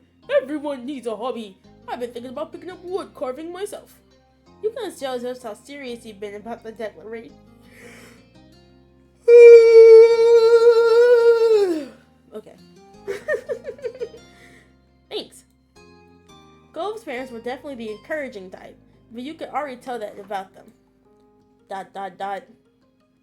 There was a lull in conversation as everyone focused their attention on their respective plates. You noted not for the first time that Cove's parents were the ones guiding the conversation. You wondered if you should break the silence this time. I brought up my own topic. I also like other things. Would you like to tell us more? Yeah. Yeah, absolutely. They looked genuinely eager for you to keep talking, so you did. The rest of the dinner continued just like that, with light conversation as you ate your meals. Eventually, all the dishes on the table were pretty much gone. Kiara set down her fork and rested her arms at her side, letting a loose, satisfied sigh. Her plate was completely empty. Thanks. That was delish. Thank you for your culinary creations, Cliff. Mr. Holton was like a flower soaking up all the rays of the sun. He beamed, flattered by the praise. I ate way too much, bro. You practically licked your plate clean. You were so full that you were afraid you might burst. Cole successfully kept his presence to a minimum for a full meal. He was slumped over now, even toying with his silverware. His parents practically only talked to you. Most attempts to entice him to join the conversation failed. It was difficult for him to say so little. He at least tried to participate. You didn't get much time to contemplate Cole's situation because your attention was taken aback by Mr. Holton pointedly clearing his voice. Not to sound like a broken record, but thanks for coming, Angel. I keep forgetting the voice. Not to sound like a broken record, but thanks for coming, Angel. I'm glad that we finally got the chance to have you over for a real dinner. What? What? Did I hear that right? This is the first time Angel has ever had dinner here? Why in the world haven't you invited her over sooner? Cove was always the one going over to Angel's house. Cove was always the one going over to Angel's house until now. I mean, how was I supposed to reject the generous offer of the Potters family to host my kid? Kiara shook her head, but the amused smile she was sporting told you that she wasn't actually mad. This guy, honestly. The three of you looked at Cove in unison, his small sound being more than enough to get the attention on him after his silence. By now, he had stopped fiddling with his fork. I mean... Would it be alright for Angel to stay over, for the night? He shot you a shy glance and smiled a little. If you're cool with that. Mr. Holton's shoulders stiffened. He sat up straighter, eyes darting back and forth between you and Cove. His mouth opened, but another peep came out. You'd never seen Cove's dad say no to him before, but this was different than the usual request. It wasn't so simple, and Mr. Holton was lost. Nicole's mom reached out and took a hold of his shirt collar. She pulled him in closer. She glanced at the two of you before leaning in and bringing a hand up to her faces. The two adults whispered seriously to each other. Cove's eyes opened wider. He leaned forward, as if it would help him overhear his parents' conversation. Mr. Holton kept gesturing with his hands. Well, Kiara made sure he didn't get too far away with all of his movement. Every now and then, the two of them will watch you and Clove out of the corner of their eyes. It didn't seem like they were fighting to you. It seemed more like some kind of tiny sports team having a private huddle. After a little bit, they broke the group up. They moved back to sit properly in their chairs. You snuck a look at Cove. He stared at them expectant. What the fuck? Oh. Stared at them expectantly. You were eager to hear the verdict too. Well, oh shit. Kiara and I, think it would be fine. But he lifted the finger dramatically, his eyebrows raising as he met Cove's grave and then your own. We'll have to talk to Angel's parents to make sure they'll be comfortable with it. If they are, we can arrange for a sleepover to happen on a different night where everyone is more prepared. If Angel's folks don't like the idea, there's nothing we can do. He finished the diminished speech with a wide shrug using his arms. He also checked Kiara from the corner of his eye and gave her a crooked smile. She nodded approvingly and grinned back. You thought you saw her give her a thumbs up, but her hand was practically blocked by the table. They looked pleased with themselves over the answer, but they just passed the actual decision on whether it was alright or not to someone else, namely your parents. If this was a sports game, they would have punted the ball away. Cove hung his head, deflated. He had been hoping you could stay over today, not some hypothetical time in the future.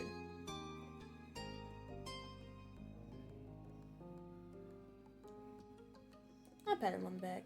You didn't say a word. You reached over and gave him an understanding pat on the back. Though he appeared upset, the corners of his lips lifted a little in appreciation for your comfort. With that, dinner finally came to an end. Mr. Holton stood up from the table and began collecting empty plates. Cove was asked to help out, which he did with a little fuss. Kiara leaned in, tried to lend a hand as well. However, Mr. Holton didn't let her. It seemed like she was barred from cleaning as well as cooking. You weren't allowed to chip in either, since you were there as the declared guest of honor. Although the meal was over, the night wasn't. It looked like you weren't going home just yet after all. You was asked to wait on the couch. While Cove and his dad cleaned up a mess, Kiara disappeared down the hall after shooting you a wink. It was a bit strange, sitting by yourself while everyone else had something to do. Luckily, you weren't alone for too long. After a couple of minutes, Cove's mom returned with a deck of cards in hand. She strolled into the room confidently while shuffling. So, who's up for a few rounds? Cove and his dad looked over their shoulder at the question. They were mutually intrigued by the cards in her hand. She beamed at their expression and stepped further into the living room. Oh, I didn't read the whole thing. Ignoring the couches, she sat cross-legged on the floor by the coffee table. She turned to you and gestured at the space beside her, her smile invitingly. You accepted and followed her lead. The living room carpet was soft. Oof. Though the hardwood floor underneath could still definitely be felt. Kiara did an overhand shuffle while she waited for the others to finish up their task. The smile had yet to leave her face. Great. This is going to be good. I'm hella excited. You enjoyed card games, and it would be fun to play with Cove and his parents. It didn't take much longer for Cove and his dad to wrap up things enough to call it good. Cove's dad appeared first, followed closely behind Cove. Mr. Holton rubbed his hands together in anticipation. Alright, I'm ready! He took a seat across from you and on the floor. You noticed that Cove hadn't joined him. He went straight down the hall instead, without even a word. You stared on confused as he disappeared into his bedroom door. Cove's parents didn't look concerned at the stunt. Kiara, nonchalant baddie, that's what she is, bro, split the deck into cards into two and raffled the halves together while offering an explanation of sorts. Cove doesn't keep his wallet from him when he's at home. He puts it away. Fuck you mean put your wallet away? We finna fucking gamble? Texas Hold'em? Oh, we finna gamble? We finna gamble. Guys. I don't have a gambling addiction, but I watched Kagegurui as in 2020. I love gambling! Except I'm not a gambler. I'm not a gambler, but I love watching people gamble. Are we gambling? There's no way. We're 13 in this chapter, right? There's no way we're gambling. What? Cove quickly returned to the living room, a black wallet in his hand. He took a place at the foot of the table with the rest of you. You blinked as Cove unzipped his wallet. You professional gambler over here. I'm going to shut this gambler conversation down because Twitch might kill me if I actually continue talking about gambling because they don't allow gambling on the website. I think it's one of those things where you could talk about it, but you can't show it. So I literally had no intention on gambling with you guys anyway. Also, just because you want a little bit of money don't mean you're a professional, okay? You guys use real money even when you're only playing card games with each other? While you sat there, your hands idled in your lap. The 3 shots looks at once and sized up each other. Yeah. That's right. $5 per round per person. Winner takes all. Go big or go home. Oh? Are you planning on kicking Angel to the curb, or do you intend on donating to the guest of honor's pot, Mr. High Roller? Mr. Holton narrowed his eyes and leaned back against the side of the couch, completely at ease. If Angel wants to play off on her way in, don't you worry about that. He rested an arm across the top of your knee that she propped it up. Miss Cole's dad was acting slick in a way you never seen before. I don't appreciate his offer. Thank you. Thanks, Mr. Holden. His tone and stance instantly became more familiarly friendly when he started directing his words towards you. No problem. You can always count on me. You can let me pay for Angel. She's my friend. Mr. Holton grinned with a smile. Good. Alright, bud. Alright, bud. I concede. You're too polite for me. Well, you got your ticket. Interesting you're throwing in. You glanced around. This seems like serious business. In response to your condemnation, Kiara softened her competitive smile. Don't worry too much. We'll probably do some rounds of Go Fish tonight. No biggie. Do you mind? What do you think? What do you think? Fuck that. I'm joining in, bro. Definitely. I want to play. Mr. Holden gave you a thumbs up while Cove nodded firmly back. I'm good at Go Fish. You usually won when you played against your own family. To the point that Elizabeth refused to play that game with you anymore. Fantastic. We'll play for however long everyone wants to keep going. Or until people start running low on cash but are still refusing to quit while they're behind. Speaking for yourself, I see. With a laugh, Kiara nudged you using an elbow, then motioned towards the other two with her chin. Don't be foolish by their soft faces. These boys are sharks. In reaction to her words, Mr. Holton smirked, and Gove's eyebrows became more angled. Kiara's phrasing made it... Hold on. I realized that I can just... To compensate for me being lower, I can just pull myself more up. Just realize that. Kiara's phrasing made you think back to when you were young, specifically of Mr. Holton's favorite shark pants that he used to wear all the time. Perhaps they have been a fit for him in ways that you didn't know. You could feel tension in the air. Cove and his parents glued their eyes to one another, then all placed $5 bills in an empty space in front of them. Cove dropped the extra one for you, giving you a tiny smile after he did. Once this was done, Kiara began dealing out cards to everyone. It was time to begin. The first round came and went quickly, with the group settling into the groove of things. You won right away, which means you have money to keep playing in the second round. You're natural! Nicely done! You better keep those wits about you for the next round, though. As the night went on, so did the games. Mr. Holdenley would jokingly shake his fist whenever someone other than him got a pair. Kiara acted as the news anchor, reporting on every move everyone made by speaking into her curled fist. Cove was still on a few words, but now it was because he was focused on the game instead of being overcome with awkwardness. Most of the time, you even spotted a smile on his lips. You won quite a few games to your delight. You had a hefty pile of money on your side of the table. I said, make you bitches broke. If you give sister the money, she gonna use some money. She made her sister broke. Oh, made her sister broke.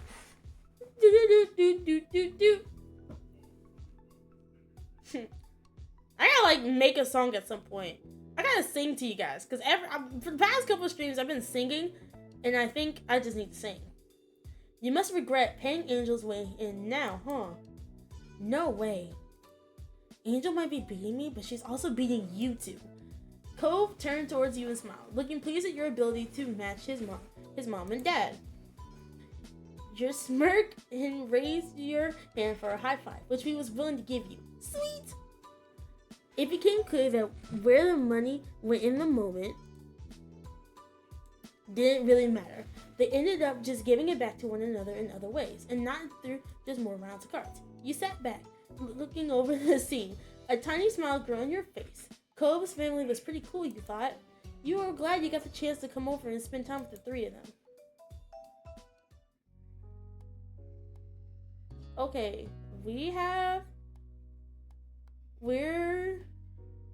it's 10:37 now, so we can do escapee and then call it a day. You looked up, noticing the sun was finally setting. You've been trying to delay the end of the day for as long as possible.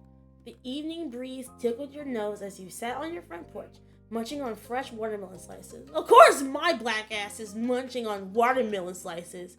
That's so stupid. Why did it have to be watermelon? It could have been anything else. I would have preferred... I was gonna say that I preferred grapes over watermelon, and that just only solidified the cost. I think I'm failing the black community right now, which is that one line.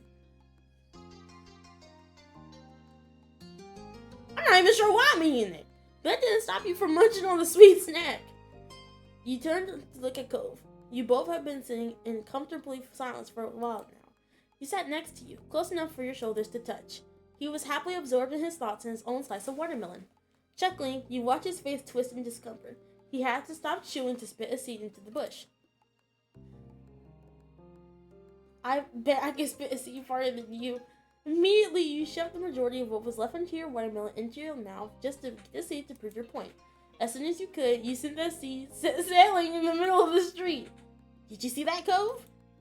Cove burst into laughter that slowed into a wide grin.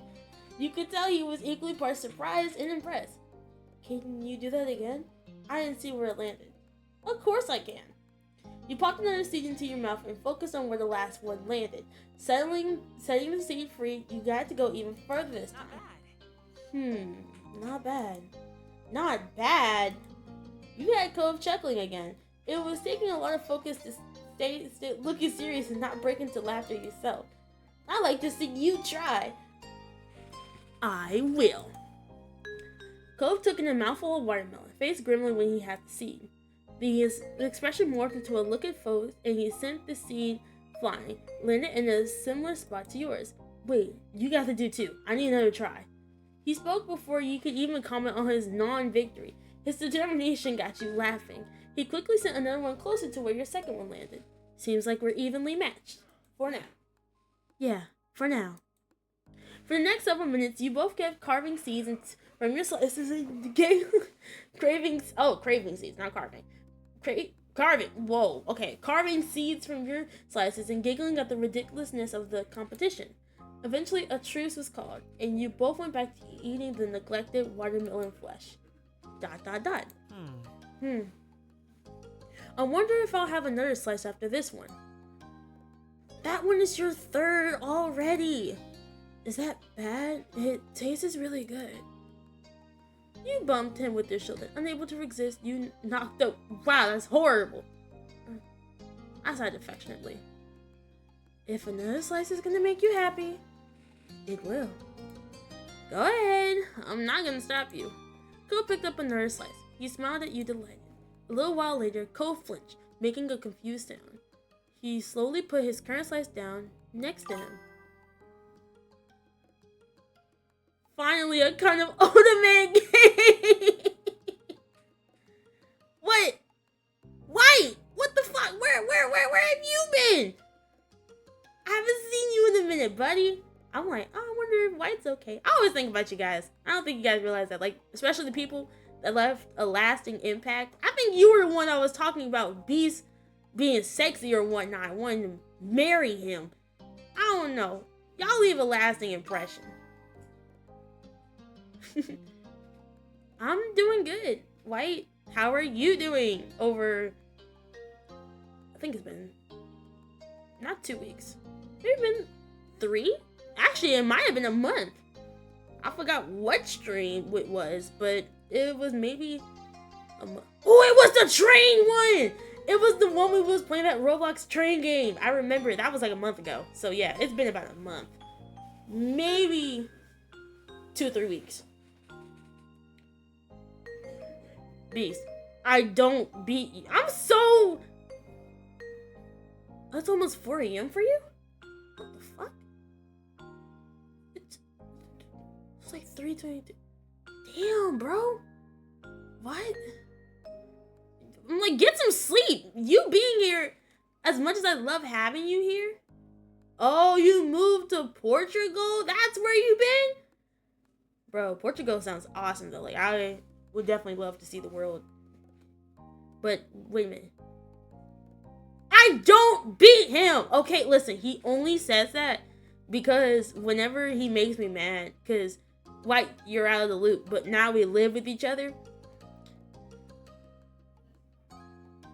Boy, if you don't go to sleep, I'm not even gonna tell the story no more. You go to sleep.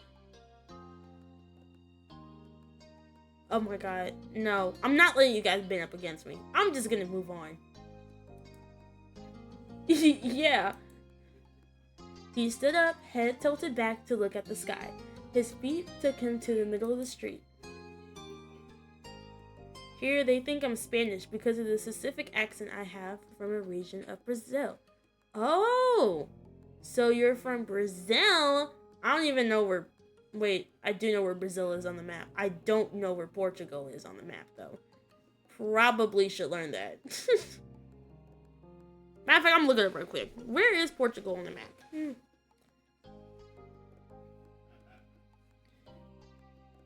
Portugal on a map. I hate this. It's stupid. Originally near the huge... I urgently need a huge pillow with a picture of Cole print on it. What a handsome guy. Portugal is in Europe? What the fuck? I thought Portugal... Where the fuck is Brazil? Wait, Brazil is in South America. You done moved half the country, basically. Right? If... Oh my god, this is actually puzzling me. You might be lucky. There might be some Cole Holton body pillows out there. Let me see. Body pillows. What do you know? You're in luck. I'm Brazilian, but I moved to Portugal recently. Oh, okay. That makes sense. Yeah, no, there's mad body pillows out there. There's body pillows, my bro. If you just look it up, I promise you there's some. There's gonna be a meat. Nobody wants a body pillow of you, beast. Who the hell would want a body pillow of you?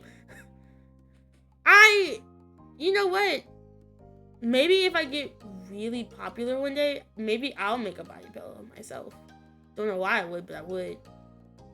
There's a region in Brazil called Rio Grande do Sul. Think of it as an American accent that's like a bit of a Texan hick accent. It's almost the same thing.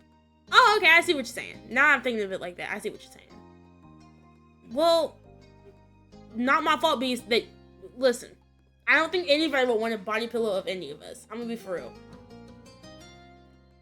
I'm gonna just be honest. Did you notice something? What do you mean? Huh. I thought I felt a raindrop. The sun's still out. You immediately put your watermelon slice and hopped off your front step.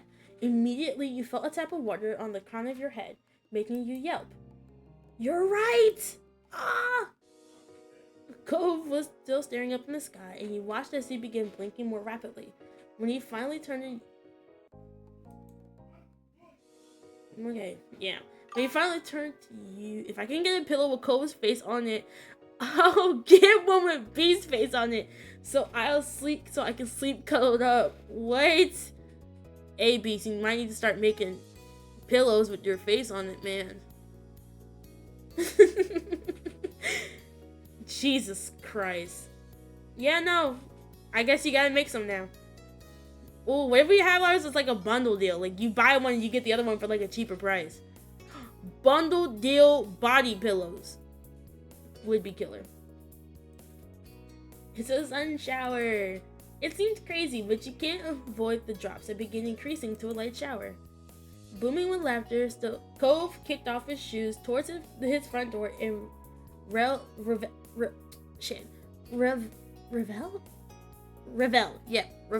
I knew how to say that. In the moment. Thank you, White. At least someone appreciates me. I appreciate you too, but why would I want to see a body pillow of you? I feel like this game is missing a love triangle. Well, you're lucky that there is low-key a love triangle if you buy a DLC. It's Derek. He also likes you, but he doesn't admit it because Cove, the dude that we're talking to, he's like the main dude. You're always welcome in my basement. Please do not go into anybody's basement, bees. Please don't. Somewhere rooted you in place, and you couldn't quite put your finger on any word to describe the feeling. Elastic, he was jumping and spinning in the rain. There was also a warmth radiating from him. I'm joining him. You ran over to stand out in the street with him. He smiled at your approach and offered you his hand. No, you're not going in the Beast. Do not go into anybody's basement. Maybe I should find a like actual otome and like actually play it, because these would be considered otomes, but I want like an otome, you know what I mean? I'll be that person who would have posters, action figures in a bed with Beast's face print on it. How can I visualize that? Beast's like anniversary pops up. He's like, yeah guys, I'm selling posters, I'm selling body sheets and blankets and whatnot. Jesus Christ, that would be funny. You took it. You played in the drops until you were both dizzy and laughed until your bodies ached. As just as suddenly as the sprinkling started, it stopped and left you dripping with the smell of wet asphalt and soil tickling your nose. Cove caught your eyes, running a hand through his wet hair. Combing it back, he frowned. Hey! Well, there you go. The number one supporter is White. Yippee! And in the trash can where there would be...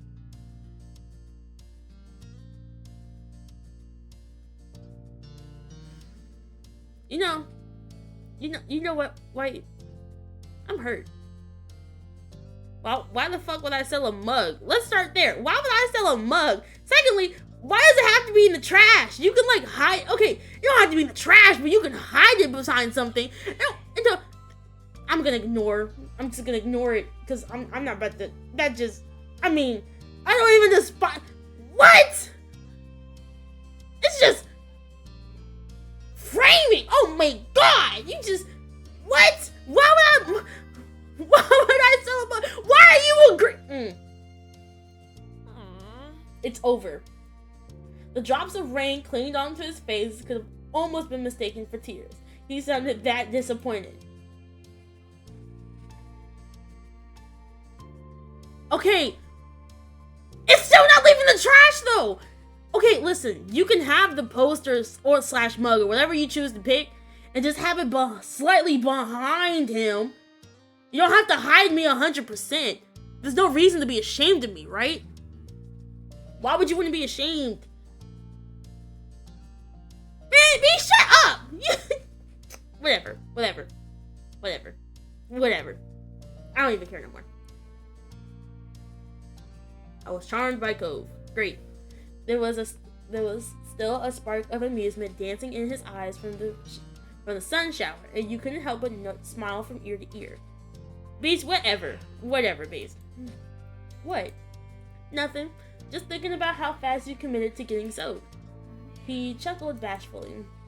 Yeah, it was pretty cool. You then looked over at your door and sighed. You knew Ma wasn't going to be happy to see you trailing water in the house. Cove rubbed his arm awkwardly. He must have been thinking the same thing because he watched you empathetically. It's okay. A beast. Oh shit, I don't know. Dakimakura. A beast Dakimakura. It's my dream. I wonder how much it would cost to make one for me. Well, joke's on you. Beast doesn't actually have any official full body art at all. So, I guess, Beast, you're gonna have to get one commissioned and then sell it to Strictly White. How much would that be? Yet, you don't have one yet. Wait, how much would that cost? You will soon. When will you drop it? How long is it gonna be? Like, let's think about this here, because now I want to see how this is gonna go. You're gonna have to commission someone to make a reference sheet. Then you're gonna have to commission someone to make the both of the sides, and then you're gonna have to get the sheet made, and then you gotta wait for that to be delivered to you, and then you gotta deliver it all the way to Portugal just so White can get it. That's a lot of steps. You can dry off at my house if you want. My parents won't mind.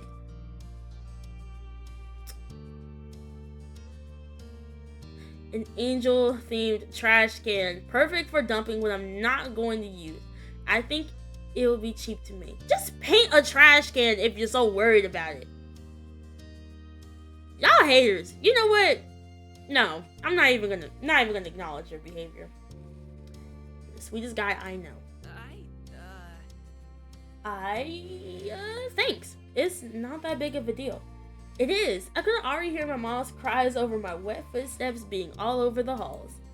Yeah, it would be bad to put a damper on the day. He chuckled at his little bun. It would be a very stylish trash can. Can it at least smell like strawberries? If you're going to make a trash can, can it just smell like strawberries? That's all I ask. Cole left you inside and you stayed close to him. We have a ton of spare towels. Judging by your emote usage, no, it will not smell like strawberries. Gotcha. We have a ton of spare towels. I just gotta dig them out of the hall closet. I think I'm gonna have to borrow some clothes. Cole didn't have any of the towels yet, but he came back into eye shot so he could see him stare at you flatly and roll his eyes. No, it would smell like farts. Y'all. You're just lucky we're not at the 2-hour mark yet. Or else I would have. Haha, we're not the same size. You'll be swimming in my clothes. I'm not joking. It'll be nice to borrow a shirt. He raised an eyebrow and a tiny frown paired with a blush appeared on his face. I mean, if you're serious, I'm just gonna dry myself off. But I can get something for you. What? Maybe in your past life you were a garbage truck or that guy that delivered newspapers in every American movie out there. They don't even have the guy delivering newspapers in American movies no more. That's an old chick. Fuck you mean maybe? Oh my.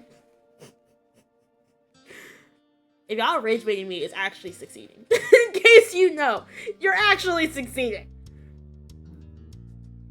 Why would I be a trash? Okay, you know what? No, because I'm not. Nothing's wrong with being a garbage truck.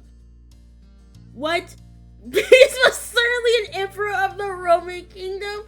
Okay, the dick riding here is crazy. That's actually crazy.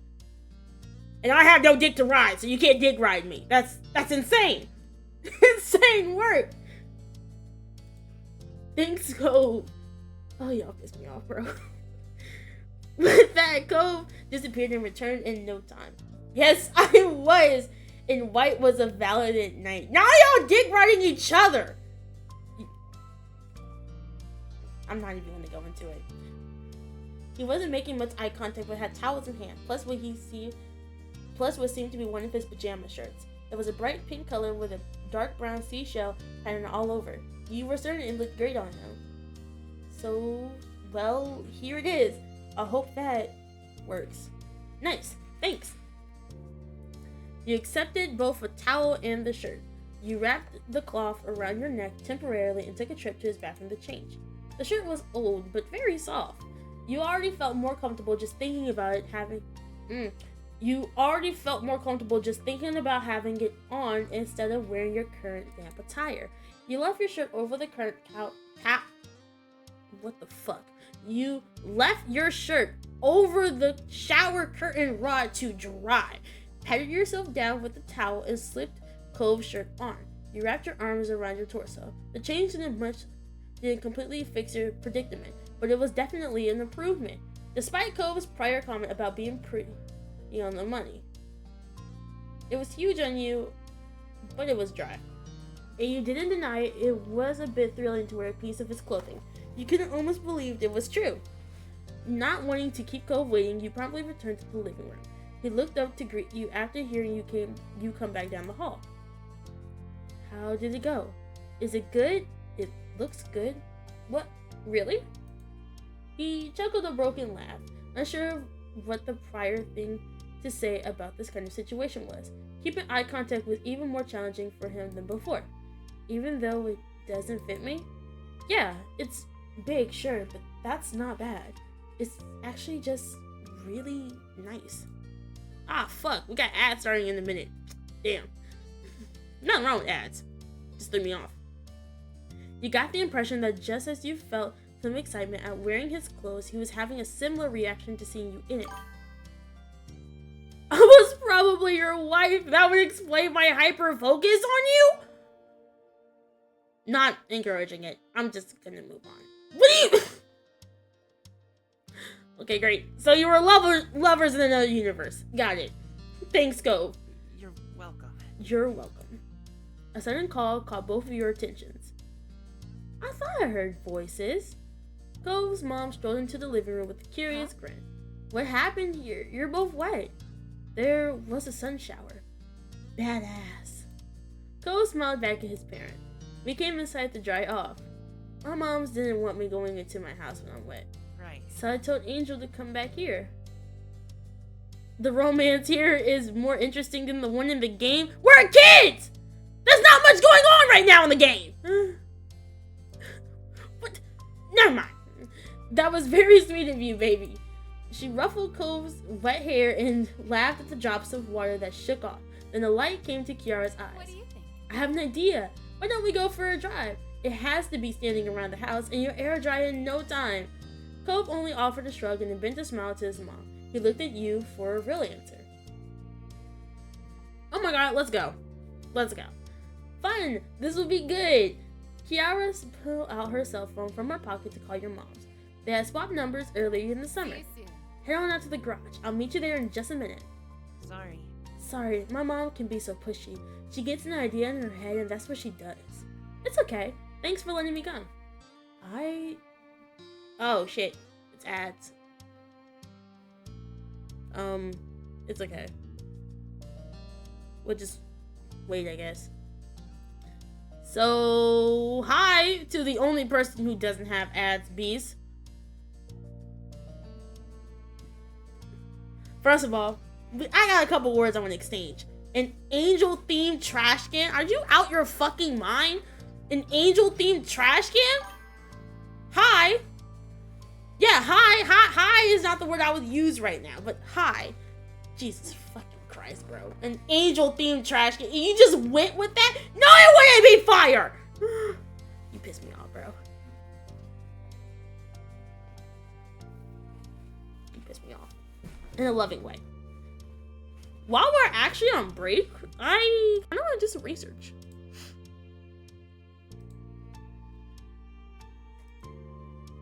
Now that I think about it, you said you wanted to get the body pillow. So how much would it be to commission someone to actually make a body pillow?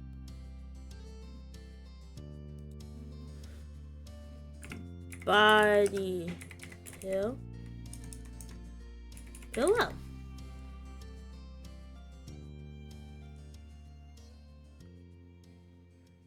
What if I make a body pillow?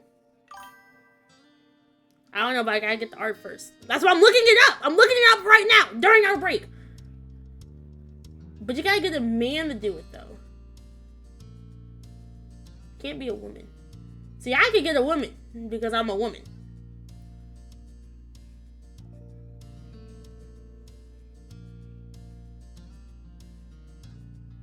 Why a man? because your avatar is a man, I assume that you want one as a male because you're a man.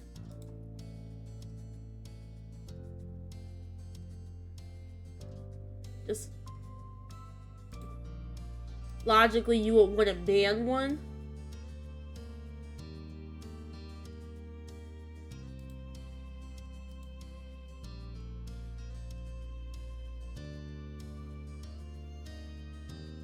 I gotta find a good artist for you. I don't think it matters who does the art. Is not. No, I mean you have to get someone to draw you as a man because your avatar is a man, unless you want to be a woman. Not everyone can draw men that good. That's what I'm saying. You gotta get someone who can draw a man.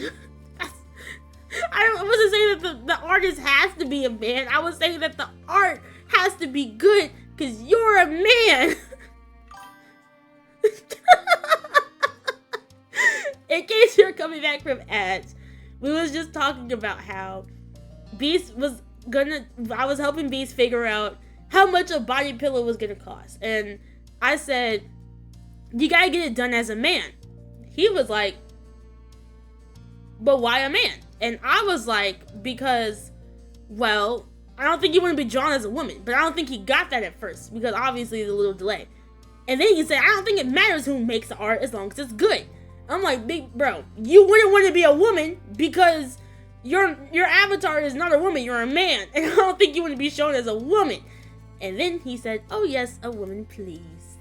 And that summarizes that little interaction.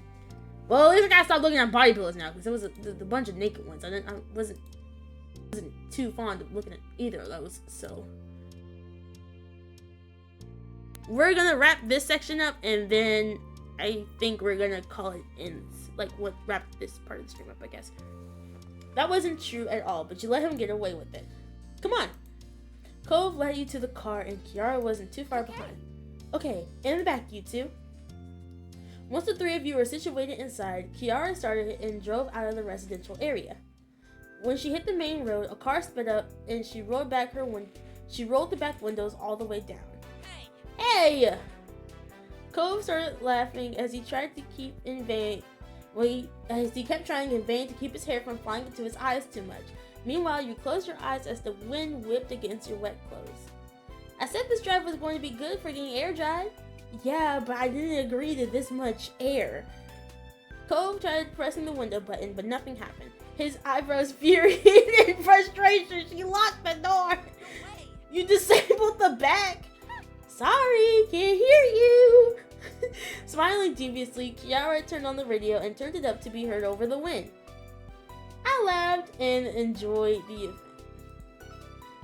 You yelled into the wind and burst into laughter. Looking at Cove, you saw him relax. He seemed glad that you were having fun. And then something stuck to the side of your leg. Several papers were free from under the car seats and were blown out. Ah, oops, they can't go out the window. Cole began to happily reach around the back to try to get them all back under wraps. Amused, you helped. Mom, close the window! Kiara offered no response other than a chuckle. She just kept driving. Cove snatched several of the papers out of the air and you caught others, preventing most of them from flying out the window on your side. You showed Cove your collection while grinning widely. Look at how many we saved! You figured they were sitting in the back of the car that couldn't be important enough to get upset over, but Cove continuously looked annoyed. Your smile started to slip and at that his expression softened. You did good. Thanks for helping. The sun set completely, and at that, Kiara rolled up the windows. Cove let out a big sigh and released the random bits of paper he had in his fist. My mom is crazy. He ran a hand through his windblown hair and laughed with a bit of aspiration. I felt good. The event had turned out to be more interesting than you expected. Grinning, you were happy with your odds of whatever else happened. Cove watched you with interest until his focus was taken up by a new comment from his mom. I bet you weren't feeling damp anymore. No, but now I feel tricked. I'm sorry with Kiara here. She did say she was taking us on a drive to air out, and that's exactly what happened. Precisely, Angel. Kiara continued driving. The radio volume was adjusted for the closed windows, and everyone was sitting more comfortably. Kiara lowered the sound to even more after pulling it into a red light. She took the chance to turn around. You caught her quick smile. Does anyone knows what we drove past during the dry cycle? I'm not sure I want to. A movie theater! Okay, most places have one somewhere. It isn't that late, you know. We could still probably catch a show. Really, Mom? We don't even know what we'll be playing. That's what makes it fun. Heck yeah! Both of you? He seemed somewhat hesitant. You gave him a smile and Cove eased up a bit. Don't get me wrong. I'm not advocating impulsive behavior every day, but it's important to seize the moment when you can. We might never have another night like this. And don't worry, Angel. I said I'll watch over you for the night. Not 10 minutes or so. I'll put your parents in the loop about hitting the movie theaters as soon as we get there. I didn't bring any shoes. You should always bring shoes when you go out. I didn't know we were going anywhere. I just thought we were going to be in the car. It's alright. We'll sneak through quick. No one will notice. You can do it just this once. You bounced in your seat excited that it was actually going to happen. Kiara was right. You never got to do stuff like this. Kiara drove in the theater parking lot and shut the engine off. With the unbuckling of her seatbelt, she ushered you and Cove out. Despite being hesitant to leave, once outside, Cove burst into a sprint through the cinema. You hurried behind, but you figured the cold tongue mark on his bare feet was what fueling him on the head. Inside, you noticed there were no lines. All the current shows have already started. Kiara played that no mind and strode up to the counter with some words of encouragement. A third of the running time is ads these days. We haven't missed anything. Meanwhile, Cove sat next to you awkwardly. He shifted from one foot to another and constantly kept looking around. His shady behavior would have made him much more likely to get caught than standing still with him. If there were people around to really notice. It was pretty goofy. Offering him my shoes. They probably won't fit someone of his size, but still. He was already letting you borrow something of his. I can give you my shoes. His eyebrows rose at the offer, and his expression softened to an appeased smile. That's really nice, but I think we'll get caught for sure if we started changing shoes out in the middle of the lobby. Alright. Is that something? A sigh of relief. Okay, just pushing out a sigh of relief out of you. Kiara returned with the tickets in hand. She quickly hurried you and Cove towards the showing room. I'm so sorry for the little hiccup. But hold on. We're almost made it home free. Once we sit down, it'll be smooth sailing. The lights were already off in the showing room, but the movie hasn't started yet. The upcoming movie trailers were still playing. Yes! Keeping her volume in the hushed tone, Kiara couldn't have a burst of excitement over your luck. You followed her down the midway until she spotted open seats in the middle-ish area of the theater. Kiara pointed out the seats, looking over her shoulder at you and Cove waiting for your input. Cove nodded, and you decided to give her a thumbs up, and she led the way. When you reached your seats, Kiara sighed contentedly. Wow, that's whatever. Cove gave a sigh of his own and lifted his feet to sit across instead of keeping them down on the floor. He then leaned over and whispered to you. Do you have any idea what the movie is? No, I didn't hear the name or anything when your mom bought the tickets. Oh boy. After a couple more movie previews, the main event began. It dawned on you quickly that it was a horror film, one about a group of teenagers students being haunted by dangerous ghosts.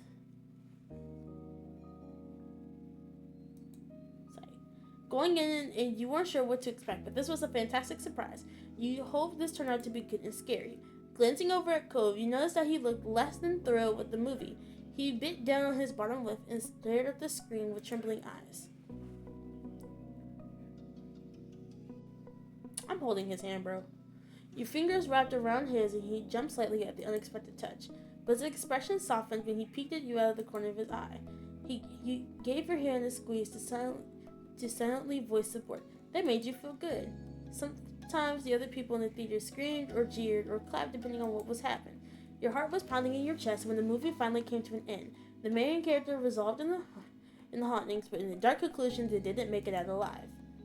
You stayed to let the credits roll for the theater to clear out. Then it was time to head back to the car. Both you and Cove took the same seats in the back of the car again. Even though it was late, Kiara was exerting an upbeat, cheerful energy. What a great flick! I guess. It wasn't so bad in the end. You enjoyed it, baby? No, I mean, it's hard to explain. I got really tense, but I guess that's the point of horror stuff. But I still don't want to have to feel like that. Now that it's over, though, it was sort of cool to do. Fantastic. That's so great. Angel, how are you feeling? It was awesome. Kiara smiled at that. I still can't believe they died. It was nice when things weren't all obvious and you don't really know how it's going to end till you see it. But I wanted to go better. I love how it all fell apart when it seemed like everything was going to be okay. I thought it fit what they were going for. That's true. You and Cove spent the rest of the car ride absorbed in conversation about the movie. So, who's hungry? You were surprised when you realized Kiara didn't drive you home, but threw a drive-thru burger restaurant instead. Yeah.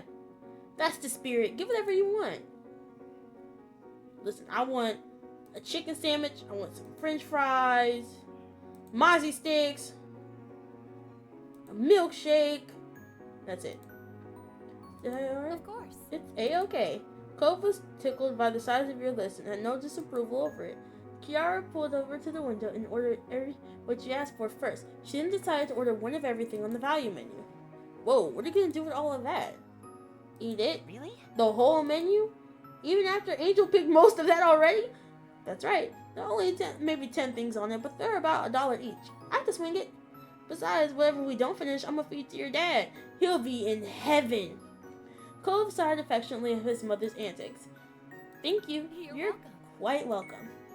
A few minutes later, Kiara exchanged her money for multiple bags of food, which she quickly tossed to you both in the back seat. She then drove off into the night. Can you pass me something? What should I grab? Surprise me. You chose the idea of one of the wrapped sandwiches and handed it to her. You had no idea if it was a burger or something else. Thank you very much. Accepting that this was what was happening, Cove shrugged and started pulling food out of the bags for himself. Cove ended up with some onion rings and he happily munched on them. I grabbed something I like. You weren't even questioning Kiara's crazy ride no more. The adventure continued and you were so preoccupied in the back that you almost didn't realize that the car had stopped. Kiara turned to look over her shoulder. Okay, party people, it seems we have reached the end of the road. Confused, you checked out the window and saw nothing except an empty road ahead. And then you noticed it, now leaving sign. Kiara took you through the entire town. What are we doing here? Kiara turned the car around and parked it along the side of the road. I think you both could use a break to stretch your legs, and I doubt anyone is going to come here at this time of night. Besides, I need to make a call, so go on. Cove shook his head and got out of the car without a fight. I followed. Avi. You got out and caught up to Cove. He was busy looking at the stars and stretched his arms while he strolled around.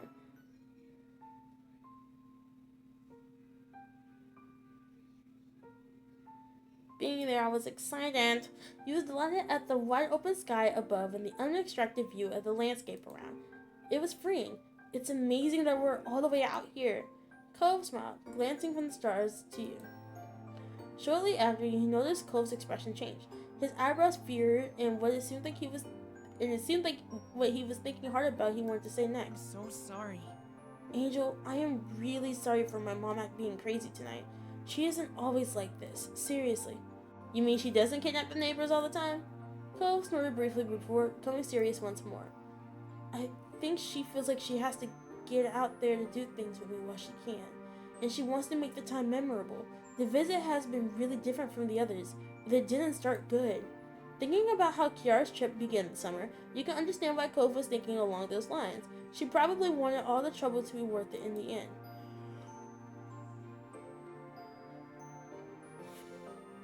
Are you having a good time with your mom? Yeah. It's still weird having her and Dad in the same house, but I love her.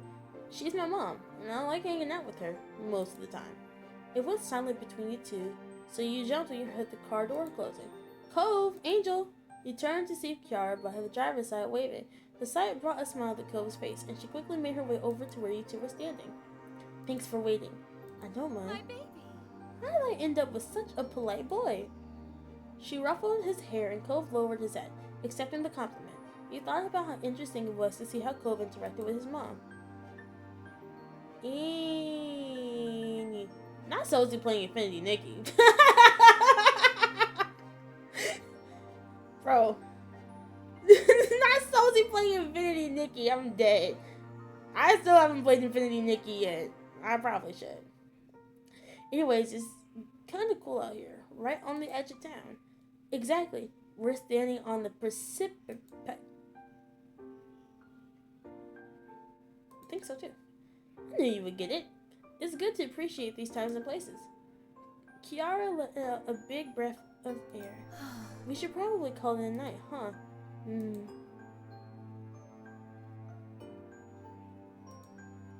Yeah, I kind of hoped that some other unexpected thing will pop up to keep things going. Kiara shyly smiled and gestured to the car. Quietly, you all made your way back to it. Cove naturally followed you, taking the seat nearby in the back with a collection of fast food bags still thrown about. You rested your head on the seat as the car roared to life. As you did, Cove leaned in close enough to whisper. I can talk to your moms if they do get mad about tonight for some reason. It was my mom's idea. You didn't have a choice. Thanks, I might need it. I hope not. Hey, you're the one that offered. You can't regret it now. I won't. Also, don't worry about bringing the shirt back when we get home. Just keep it. Until tomorrow? He simply shook his head. Your face went warm. He was giving it to you. Ah!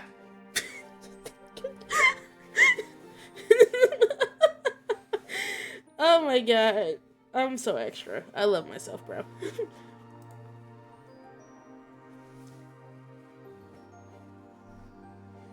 Good. You weren't getting it back. You weren't getting it back no matter what. Cove smiled amused at you but didn't say anything else. The drive home was smooth and uneventful. The radio was off completely and you felt your eyelids getting heavy. The head of the rest on Cove.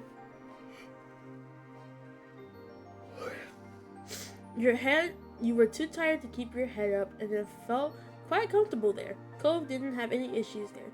He leaned into it. You must have been exhausted too. You were happy to stay close like that. It was warm and comfortable. ...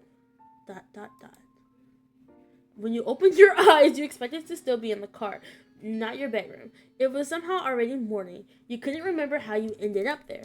Sitting on the bed, you thought about how last night was quite an experience. It would almost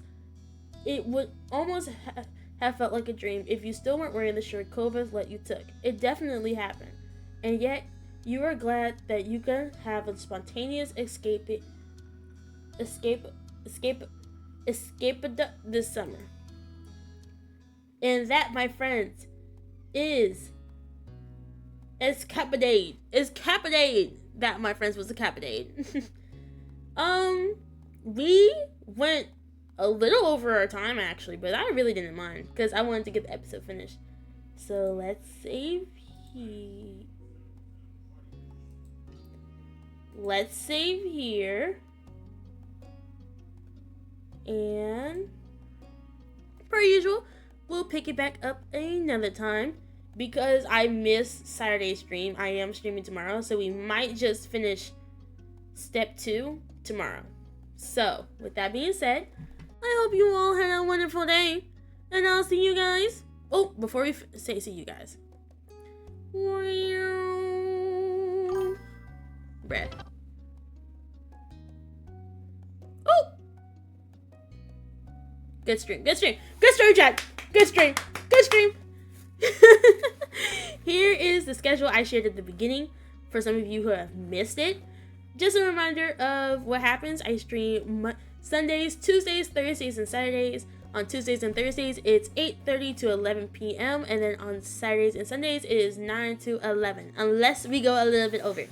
I will never start no more than 5 minutes early, just so we can get ads rolling. Clips will be posted Monday, Wednesday, Saturday, and Sunday. So there's always something happening on a Sunday. Unless I'm gone. Then it won't. But usually it will. So, with that being said, I will see you on Tuesday for Tuesday's stream. Yes, for Tuesday's stream. Alright. And we're going to segue to the we're segueing away. Bye, chat. Goodbye, chat. Bye. I just realized that the chat box isn't even really there. Ugh, just utter BS, bruh. Keep forgetting to set that up. Alright. Bye, guys.